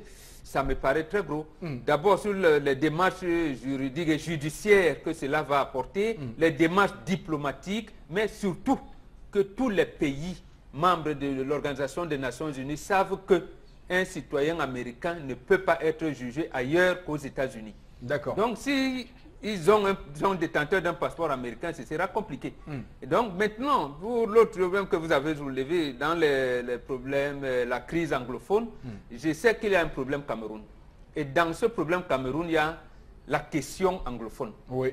Bon, moi je pense, pour ma part, que ça risque de radicaliser la population. D'abord, M. Sissakou Tabé, en 61, lors des accords de Kumba, je ne pense pas qu'il était acteur. Il était à l'époque jeune garçon. Très jeune, ça oui. veut dire que les gens qui ont commencé ces contestations-là, je dirais même depuis l'Assemblée générale des Nations Unies qui a organisé une session spéciale Cameroun de février à mars 59, il y en a qui vivent encore. Oui. Je prends un dont les propos avaient été rapportés par David Aboué-Machoyi, Oui. qu'il avait rencontré en Suède. Il s'appelle Ngwangumne. Ngwangumne, Il lui avait dit, effectivement, oui. il avait dit, je cite David Aboué-Machoyi. Très bon diplomate. Hein. Voilà, absolument dit. Puisque personne ne veut nous écouter, tout le monde finira par nous entendre. Fin de citation. Donc, ça veut dire qu'en fait, on peut voir Sissakou ou Onge Dubin et d'autres leaders pourraient naître. Donc vous faites l'allusion à tous ceux qui dans la presse camerounaise ce matin jubilent en Voilà. évoquant des mots comme décapiter, l'Ambazonie. Voilà, donc le problème Voilà. n'est pas un problème d'individu, Oui. c'est un problème de système. Comment gérer l'héritage colonial, hérité notamment des Britanniques et des Français?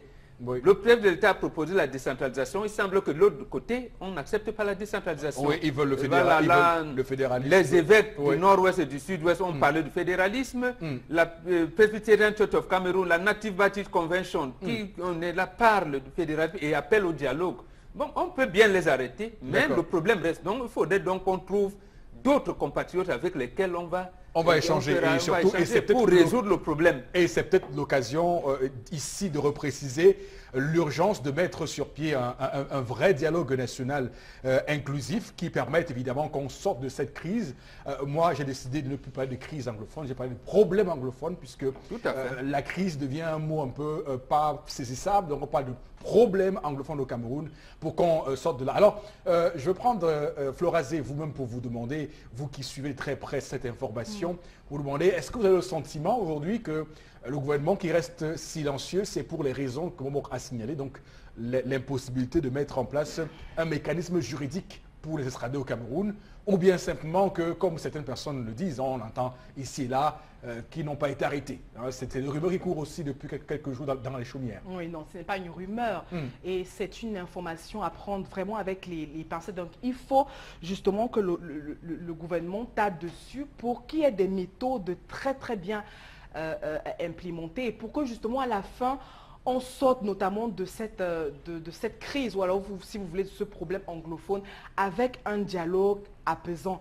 Parce que nous sommes tous pour le dialogue, pour le calme, pour la sérénité, parce qu'on sait tous combien des actions ont été vécues dans ces régions du nord-ouest et sud-ouest. Donc il faut notamment, cette interpellation sur les réseaux sociaux est pratiquement par tous, nous sommes très contents. Et c'est une lueur aussi d'espoir.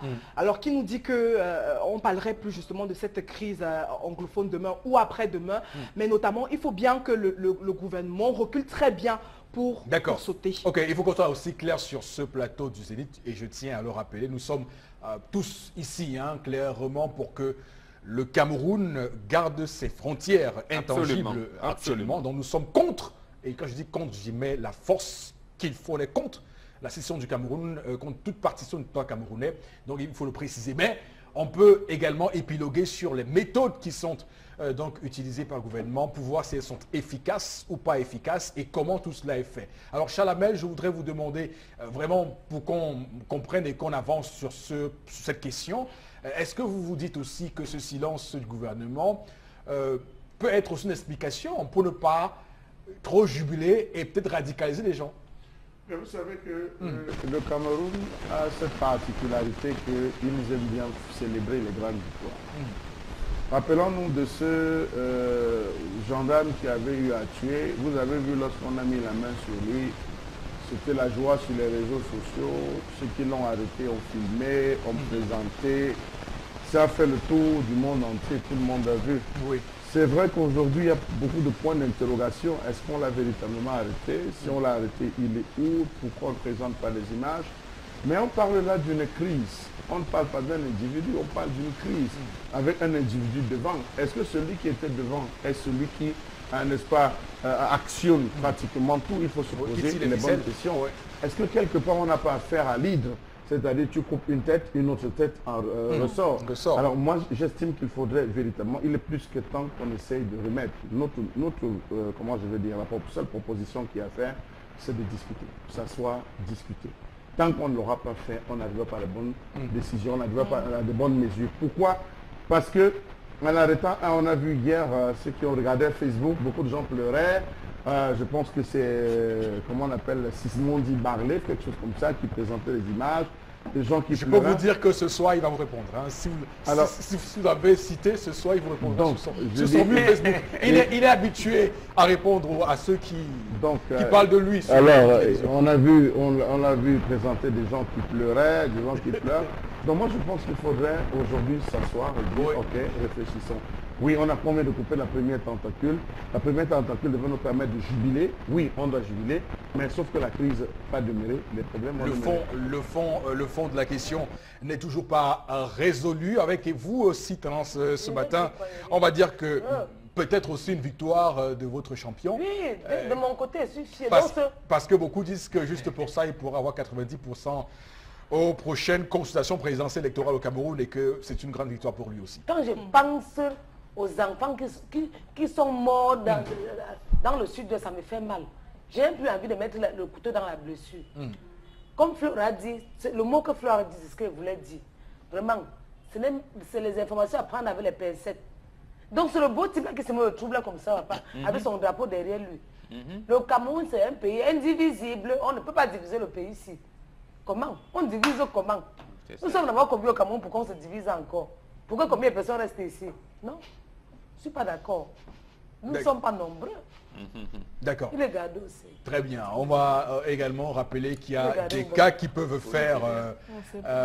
on parle du cas de Puigdemont. Puigdemont, c'est le leader indépendantiste de la Catalogne en Espagne. Il est actuellement réfugié en Belgique, à Bruxelles, et juste malgré le mandat d'arrêt international délivré par l'Espagne pour le récupérer, la Belgique continue à le protéger. C'est pour dire qu'effectivement, dans ce cas-là, il y a des cas de jurisprudence et que ce ne sera pas aussi facile que ça d'extrader ces leaders-là au Cameroun, mais on va être attentif, même si on souhaite effectivement que cette crise et cette question puisse être résolue rapidement et qu'on retrouve le Cameroun tel qu'il est actuellement avec toutes ses frontières.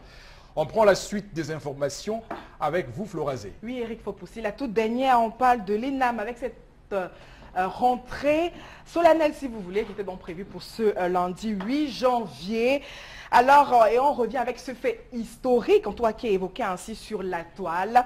L'école va donc accueillir pour cette rentrée scolaire 2017-2018 les enfants du chef de l'État, Junior et Brenda Abia, qui ont donc en effet été déclarés admis à l'issue du concours dont les résultats ont été publiés en fin d'année 2017 et on se rappelle tout je vais dire toute la polémique autour de tout ça. Qui a eu, le mot que je cherchais, qui a eu tout au long de cette admission, une promotion avec de multiples scandales, c'est le mot également que je cherchais, dont le plus retentissant est sans doute l'admission d'un candidat décédé. On se souvient encore de ce Njomo Milsan Claude, décédé avant la phase de l'oral et puis qui avait été déclaré major du cycle A de la section administration des affaires sociales et avec une mention, avec une note de 14 sur 20. Un scandale énorme qui a donc été lié aussi à l'annulation par le ministre, on se souvient bien de la fonction publique, de la réforme administrative, des résultats publiés par le directeur général de l'école et leur publication justement 24 heures plus tard avec plusieurs changements. Voilà donc les faits historiques, mais notamment la rentrée académique pour cette année 2017-2018 a bien eu lieu pour cette journée. Et donc on va parler encore de l'ENAM ce matin, même si on semble comprendre un peu que c'est une cérémonie solennelle de rentrée académique qui va donc se tenir, qui se tient depuis 8 heures ce matin et qui forcément ouvre également les vannes pour qu'on puisse reparler peut-être des enfants BIA qui seront là ou pas là. On va scruter un peu de très près ce qui va se passer là-bas et surtout voir pour vous, Bengane, quels sont les enjeux de cette cérémonie. Vous pensez effectivement que ça peut être un sujet qu'on peut mettre sur la table, parce que la presse aussi parle beaucoup, mais après on se rend compte que souvent les inquiétudes qu'on a souvent ne sont pas aussi fondées que ça, parce que quand on me dit les enfants BIA, il faut être, sincèrement, ça crée du... Moi je suis pour le buzz, moi personnellement ça me dérange après. Moi aussi. Le buzz pour le buzz, vraiment. Nous avons pris l'habitude dans ce pays de parler de ce qui n'apporte rien, voilà. des distractions. Des distractions. Je pense que c'est Cabral qui le disait encore hier sur le plateau de droit de réponse. Voilà, les ministres qui s'écroulent, ça fait la une des journaux. L'autre que le chef de l'État ne l'écoute pas, non, ces petits problèmes-là. Tout un plat, c'est la distraction carrément, on distrait là. Non, moi je pense que le premier, comme elle a parlé des informations du passé et l'information du présent, c'est que la rentrée, moi j'aime insister sur l'information du futur. Depuis, je pense, 4 ou 5 promotions maintenant, l'École nationale d'administration et de magistrature a repris avec la formation militaire permanente. Ce qui était fait par presque toutes les écoles, Polytechnique, INJS, École normale supérieure, École des travaux. Donc, pourquoi l'ENAM seul? Est-ce que les services militaires, le service militaire à Koutaba. Non, quelquefois ils vont à Koutaba, on les envoie à Djoum ou même au génie militaire, ou à Obala ou au BBR. Moi, c'est le service militaire.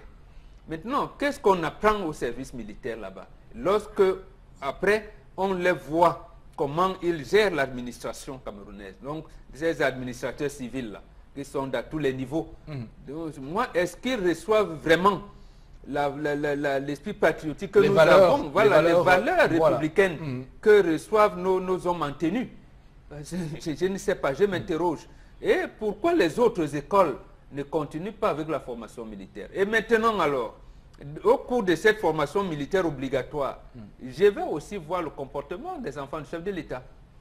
Je pense qu'ils ne peuvent pas déroger à la règle. Eux aussi, ils iront en formation militaire. Pas vous aussi quand même. Hein. Vous voyez que ils sont attendus par tout le monde.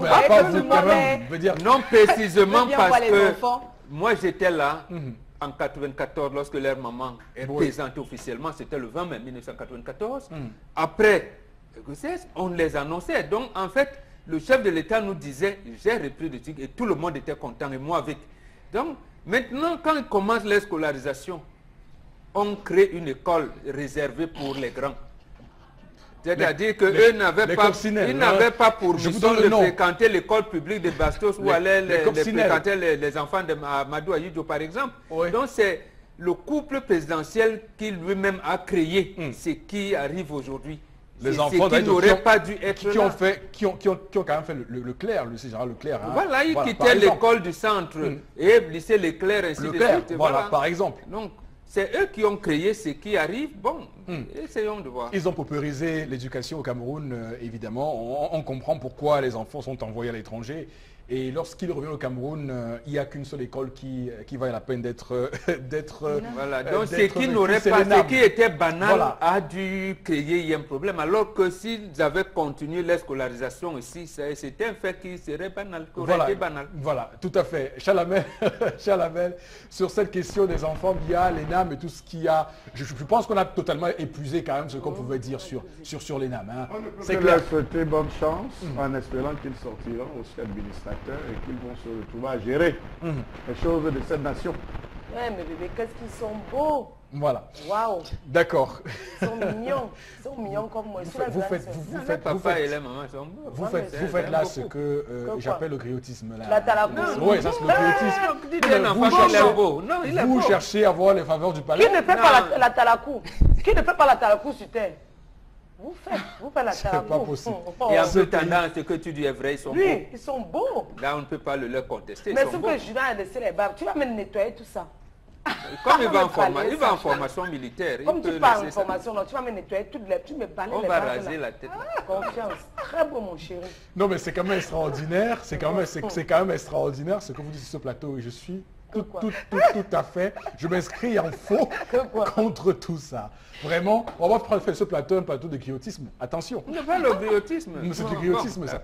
D'accord. Merci donc à vous, Florazé, pour ces informations qui nous ont permis de parler de l'ENAM ce matin. Prenez-vous quelques messages des personnes qui nous écrivent et qui, justement, attendent qu'on puisse rendre compte, puisque nous sommes la télévision officielle dans le compte rendu et surtout qui a toujours le respect de la parole donnée dans tout ce qu'elle fait, la télévision Equinox, bien sûr. On a un téléspectateur qui estime que le silence du gouvernement camerounais suite aux arrestations des séparatistes est stratégique. Autre SMS, ne pas confondre budget Puigdemont et Sissoko. La différence est que l'autre a un parti politique légalisé en Espagne et l'autre non.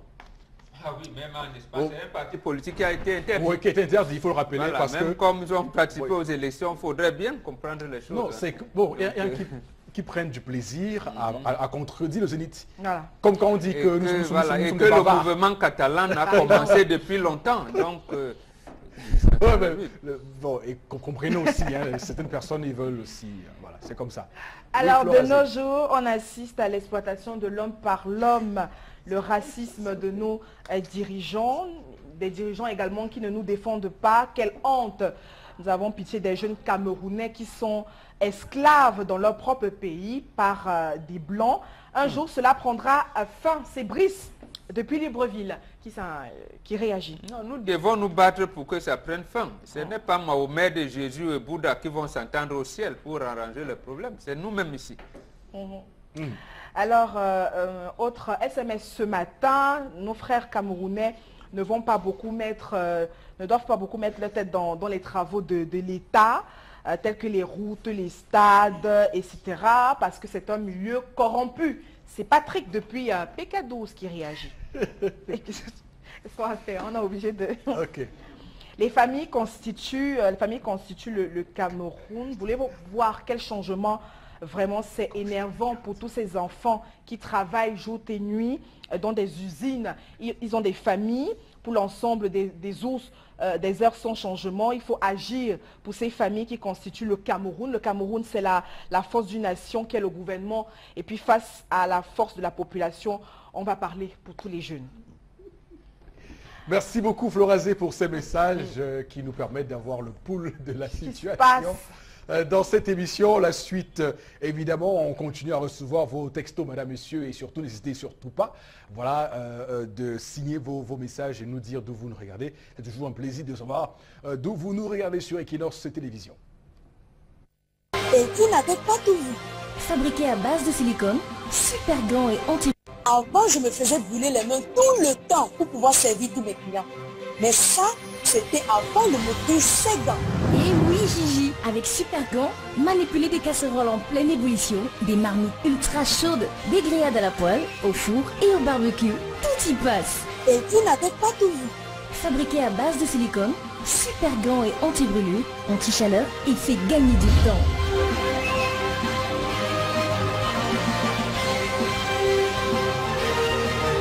Avec super gants, vous allez aimer cuisiner.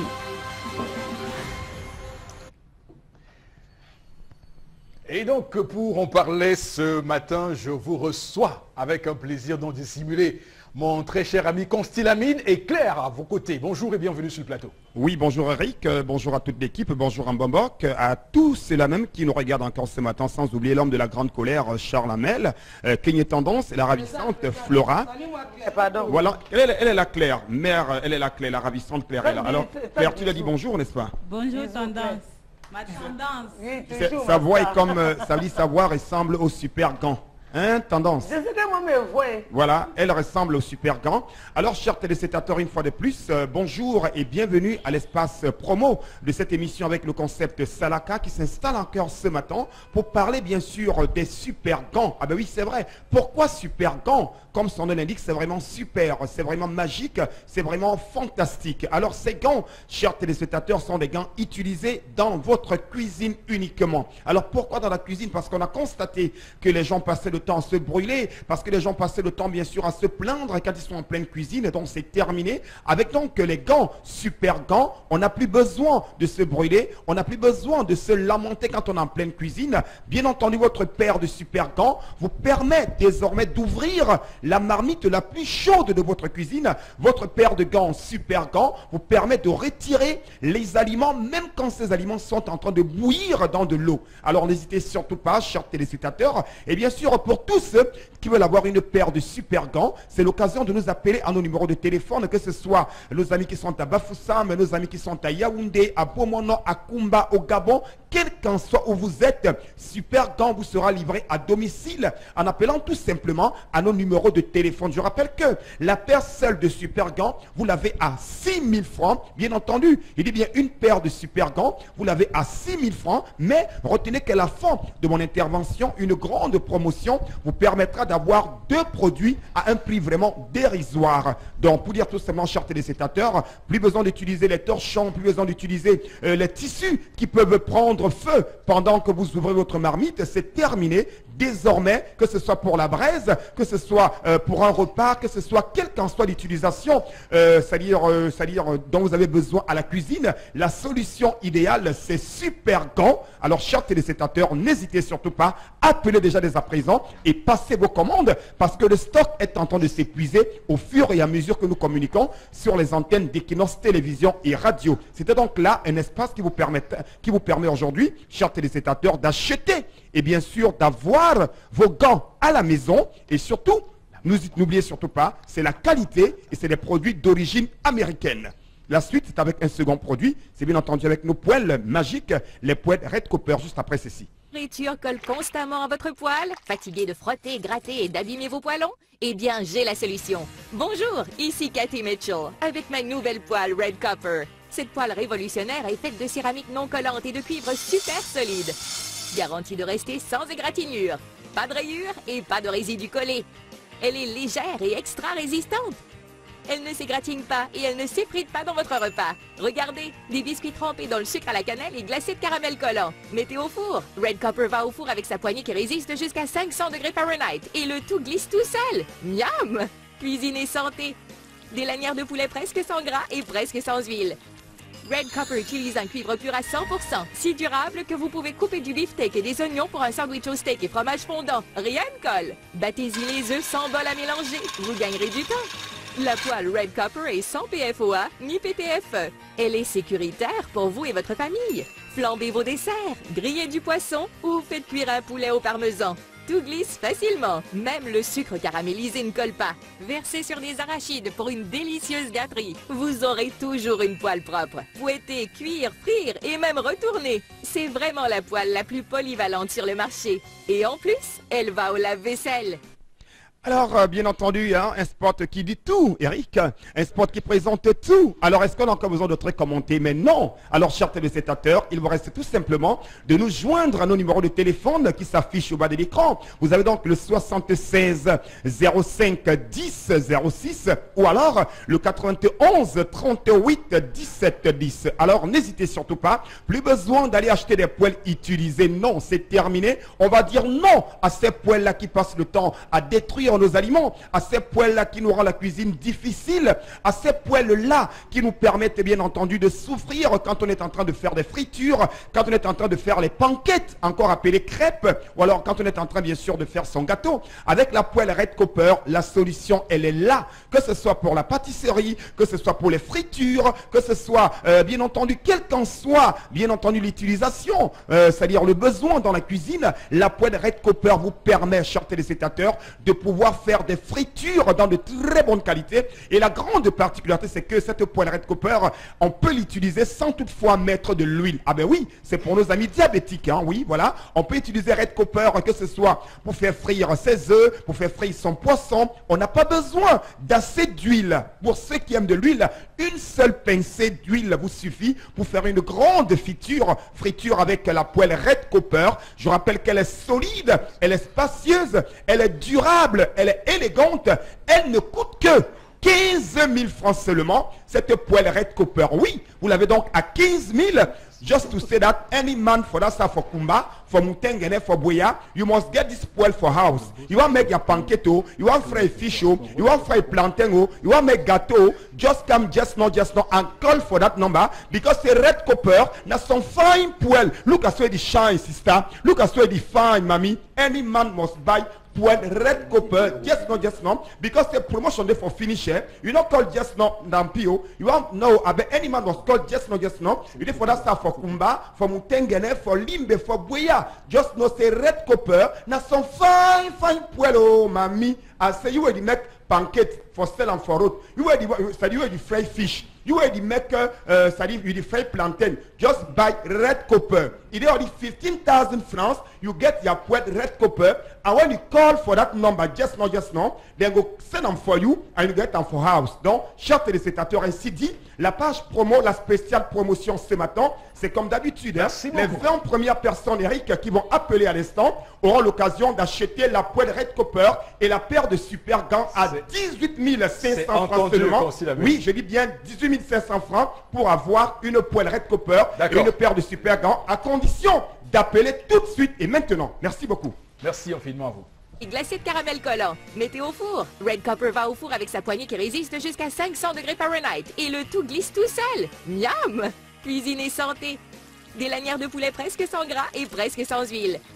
Red Copper utilise un cuivre pur à 100%, si durable que vous pouvez couper du beefsteak et des oignons pour un sandwich au steak et fromage fondant. Rien ne colle. Battez-y les œufs sans bol à mélanger. Vous gagnerez du temps.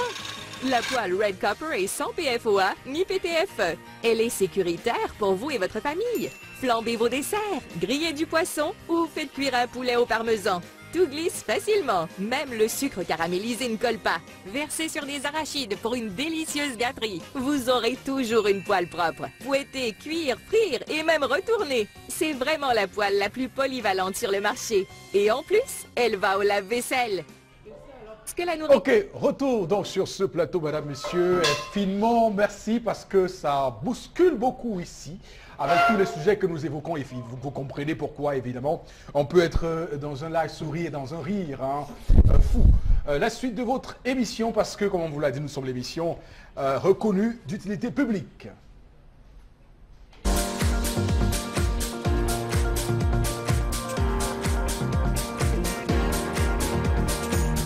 Il faut alors qu'on développe encore les stratégies, des autres stratégies pour voir comment on peut sortir ces deux régions dans cette crise. Et De là, alors, il faut un dialogue, il faut préconiser le dialogue, parce que c'est le dialogue qui doit vraiment, à travers ce dialogue, on peut trouver une solution à cette crise anglophone et que l'année 2018, alors, soit stable dans toutes ces deux régions et que chaque enfant doit retourner à l'école. Pour voir comment on peut résoudre ce problème et que les deux régions soient réunies, puisque le Cameroun est un et indivisible. Et là, il n'a pas vraiment touché ce point. Est-ce qu'on attendait vraiment de lui? Donc ça ne m'a pas vraiment étayé tout son discours-là.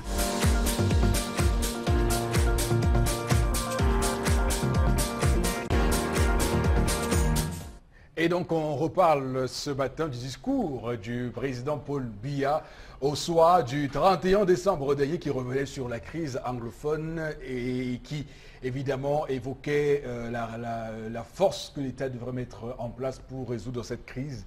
Et beaucoup avaient été déçus parce que attendaient peut-être un geste en faveur du dialogue national que tout le monde attendait à l'époque. Alors Bobo Begane, c'est toujours qu'on martèle le martèlement de la même chose tous les jours, l'appel au dialogue au final.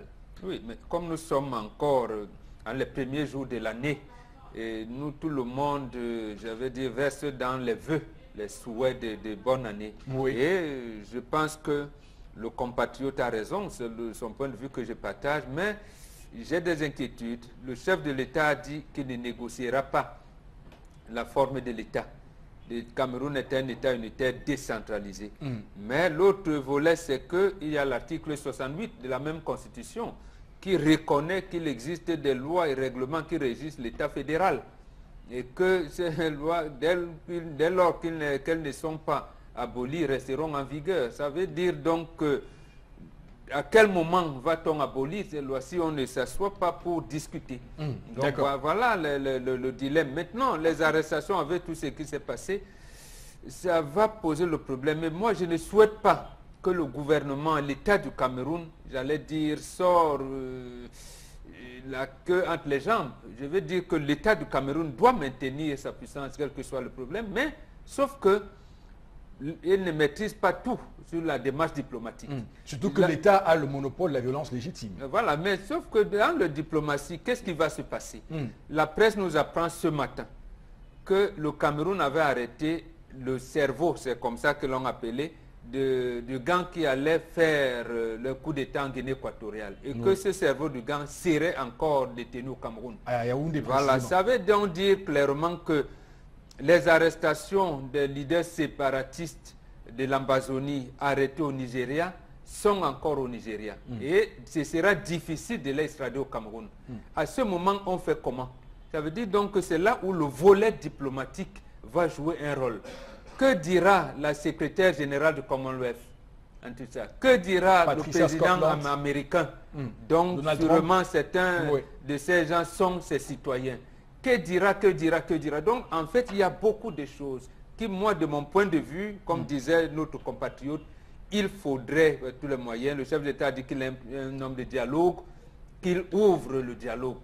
Qu'il ouvre le dialogue, y compris de la forme de l'État. Et en disant aussi qu'on peut ouvrir un dialogue et rester ferme. C'est pas, les deux ne sont pas forcément antagonistes. Donc on peut évidemment d'un côté montrer la force de l'État, la puissance de la raison d'État. On est allé négocier avec Boko Haram quand Boko Haram procédait à les enlèvements. Voilà. Et on faisait la guerre avec le même Boko Haram. L'un n'exclut pas l'autre. Voilà. De toutes les façons. Si nous disons, comme vous avez dit tout à l'heure, nous ne voulons pas que le Cameroun soit encore sécessionné. Voilà encore que les puissances occidentales nous ont coupé comme ça. Les 475 km qui restent, qu'on nous les laisse là. Voilà. Vous donc, pensez en fait, on peut rester rigide sur ce problème et ramener donc cette minorité de gars en disant que non, gars, c'est pas comme ça que les choses se font. Vous Laissez-nous la sécession. Au Northern Cameroun qui avait voté à l'époque pour se rattacher au Nigeria, alors que non, en fait, c'est des manœuvres de l'Organisation des Nations Unies. C'est l'Organisation des Nations Unies qui a créé ce problème.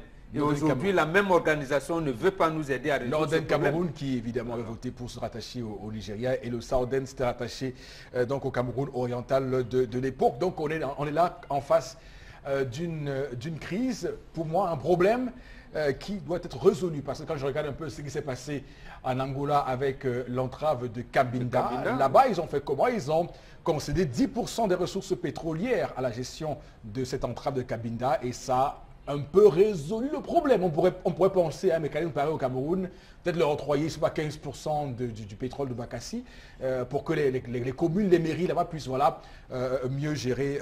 C'est des solutions qu'on avance, juste des solutions qu'on avance. Merci infiniment à vous d'être là sur Equinox Télévision. L'émission c'est le Zénith. Comme vous le savez, on est au sommet. Du jamais vu chez Grand Bazar. Ne ratez pas l'opération Un citoyen, une moto Lifan avec des motos de marque et de qualité à partir de 399 900 francs CFA. Ce n'est pas tout.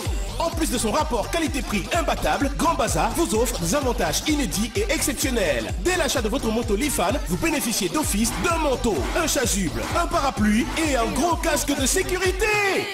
Et pour couronner le tout, vous avez l'opportunité de participer à la grande tombola Moto Lifan qui vous permettra de gagner instantanément en plus de nombreux lots surprises ou une autre moto Lifan.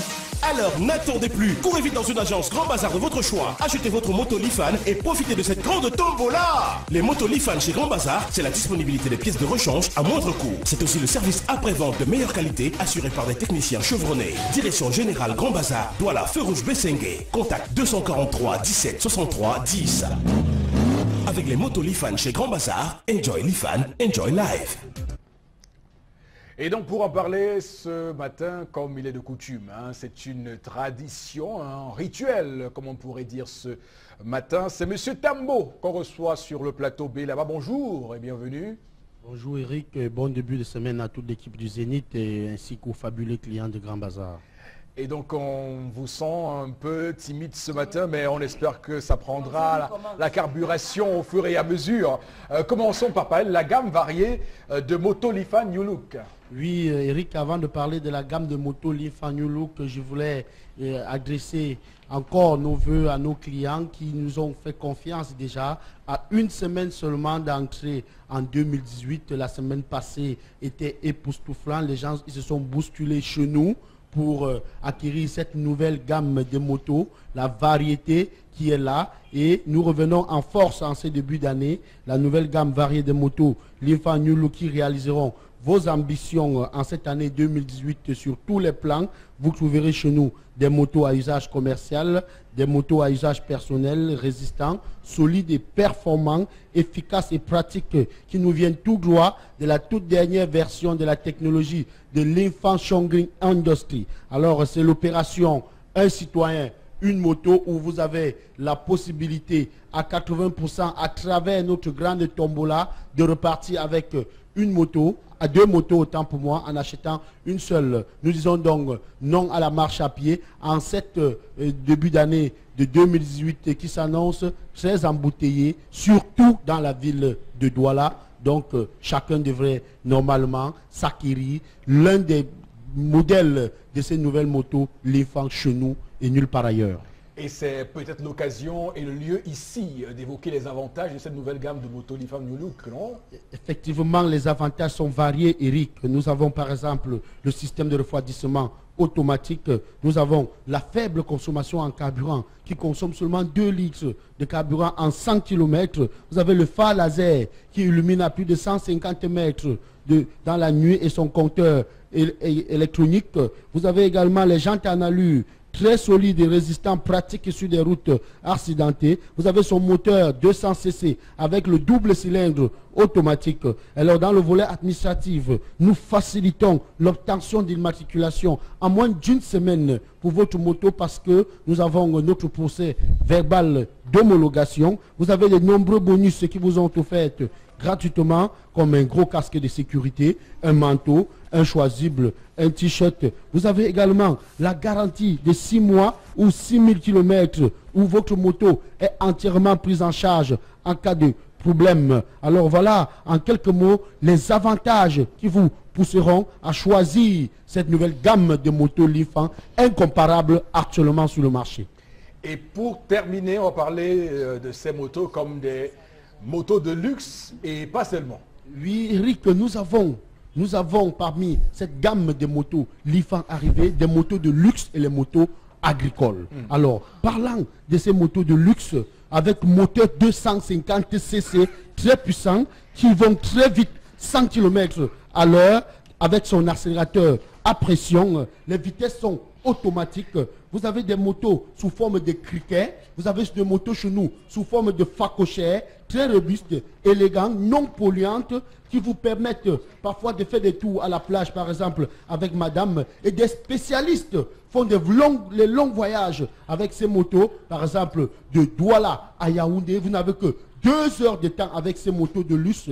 Si la réalisation vous montre sur l'écran, vous allez voir comment elles sont costaudes, ces motos de luxe. Alors, vous allez venir tester nos motos de luxe et confirmer, parce que c'est grâce à vous que nous avons fait venir ces motos que vous voyez à l'écran actuellement pour faire des petits tours à la plage avec madame, ou alors pour les longs voyages et éviter les embouteillages en route et la rapidité. Alors, c'est la nouvelle donne de Grand Bazar en 2018. Octroyer ces motos de luxe maintenant et nulle part ailleurs. Vous avez également des motos agricoles. Pour vous qui avez des plantations dans des zones reculées, voilà les motos cross aux pneus, tracteurs adaptés au passage en campagne, tout terrain, très solide, résistant. C'est la Linfan GY150 et la Linfan Cross.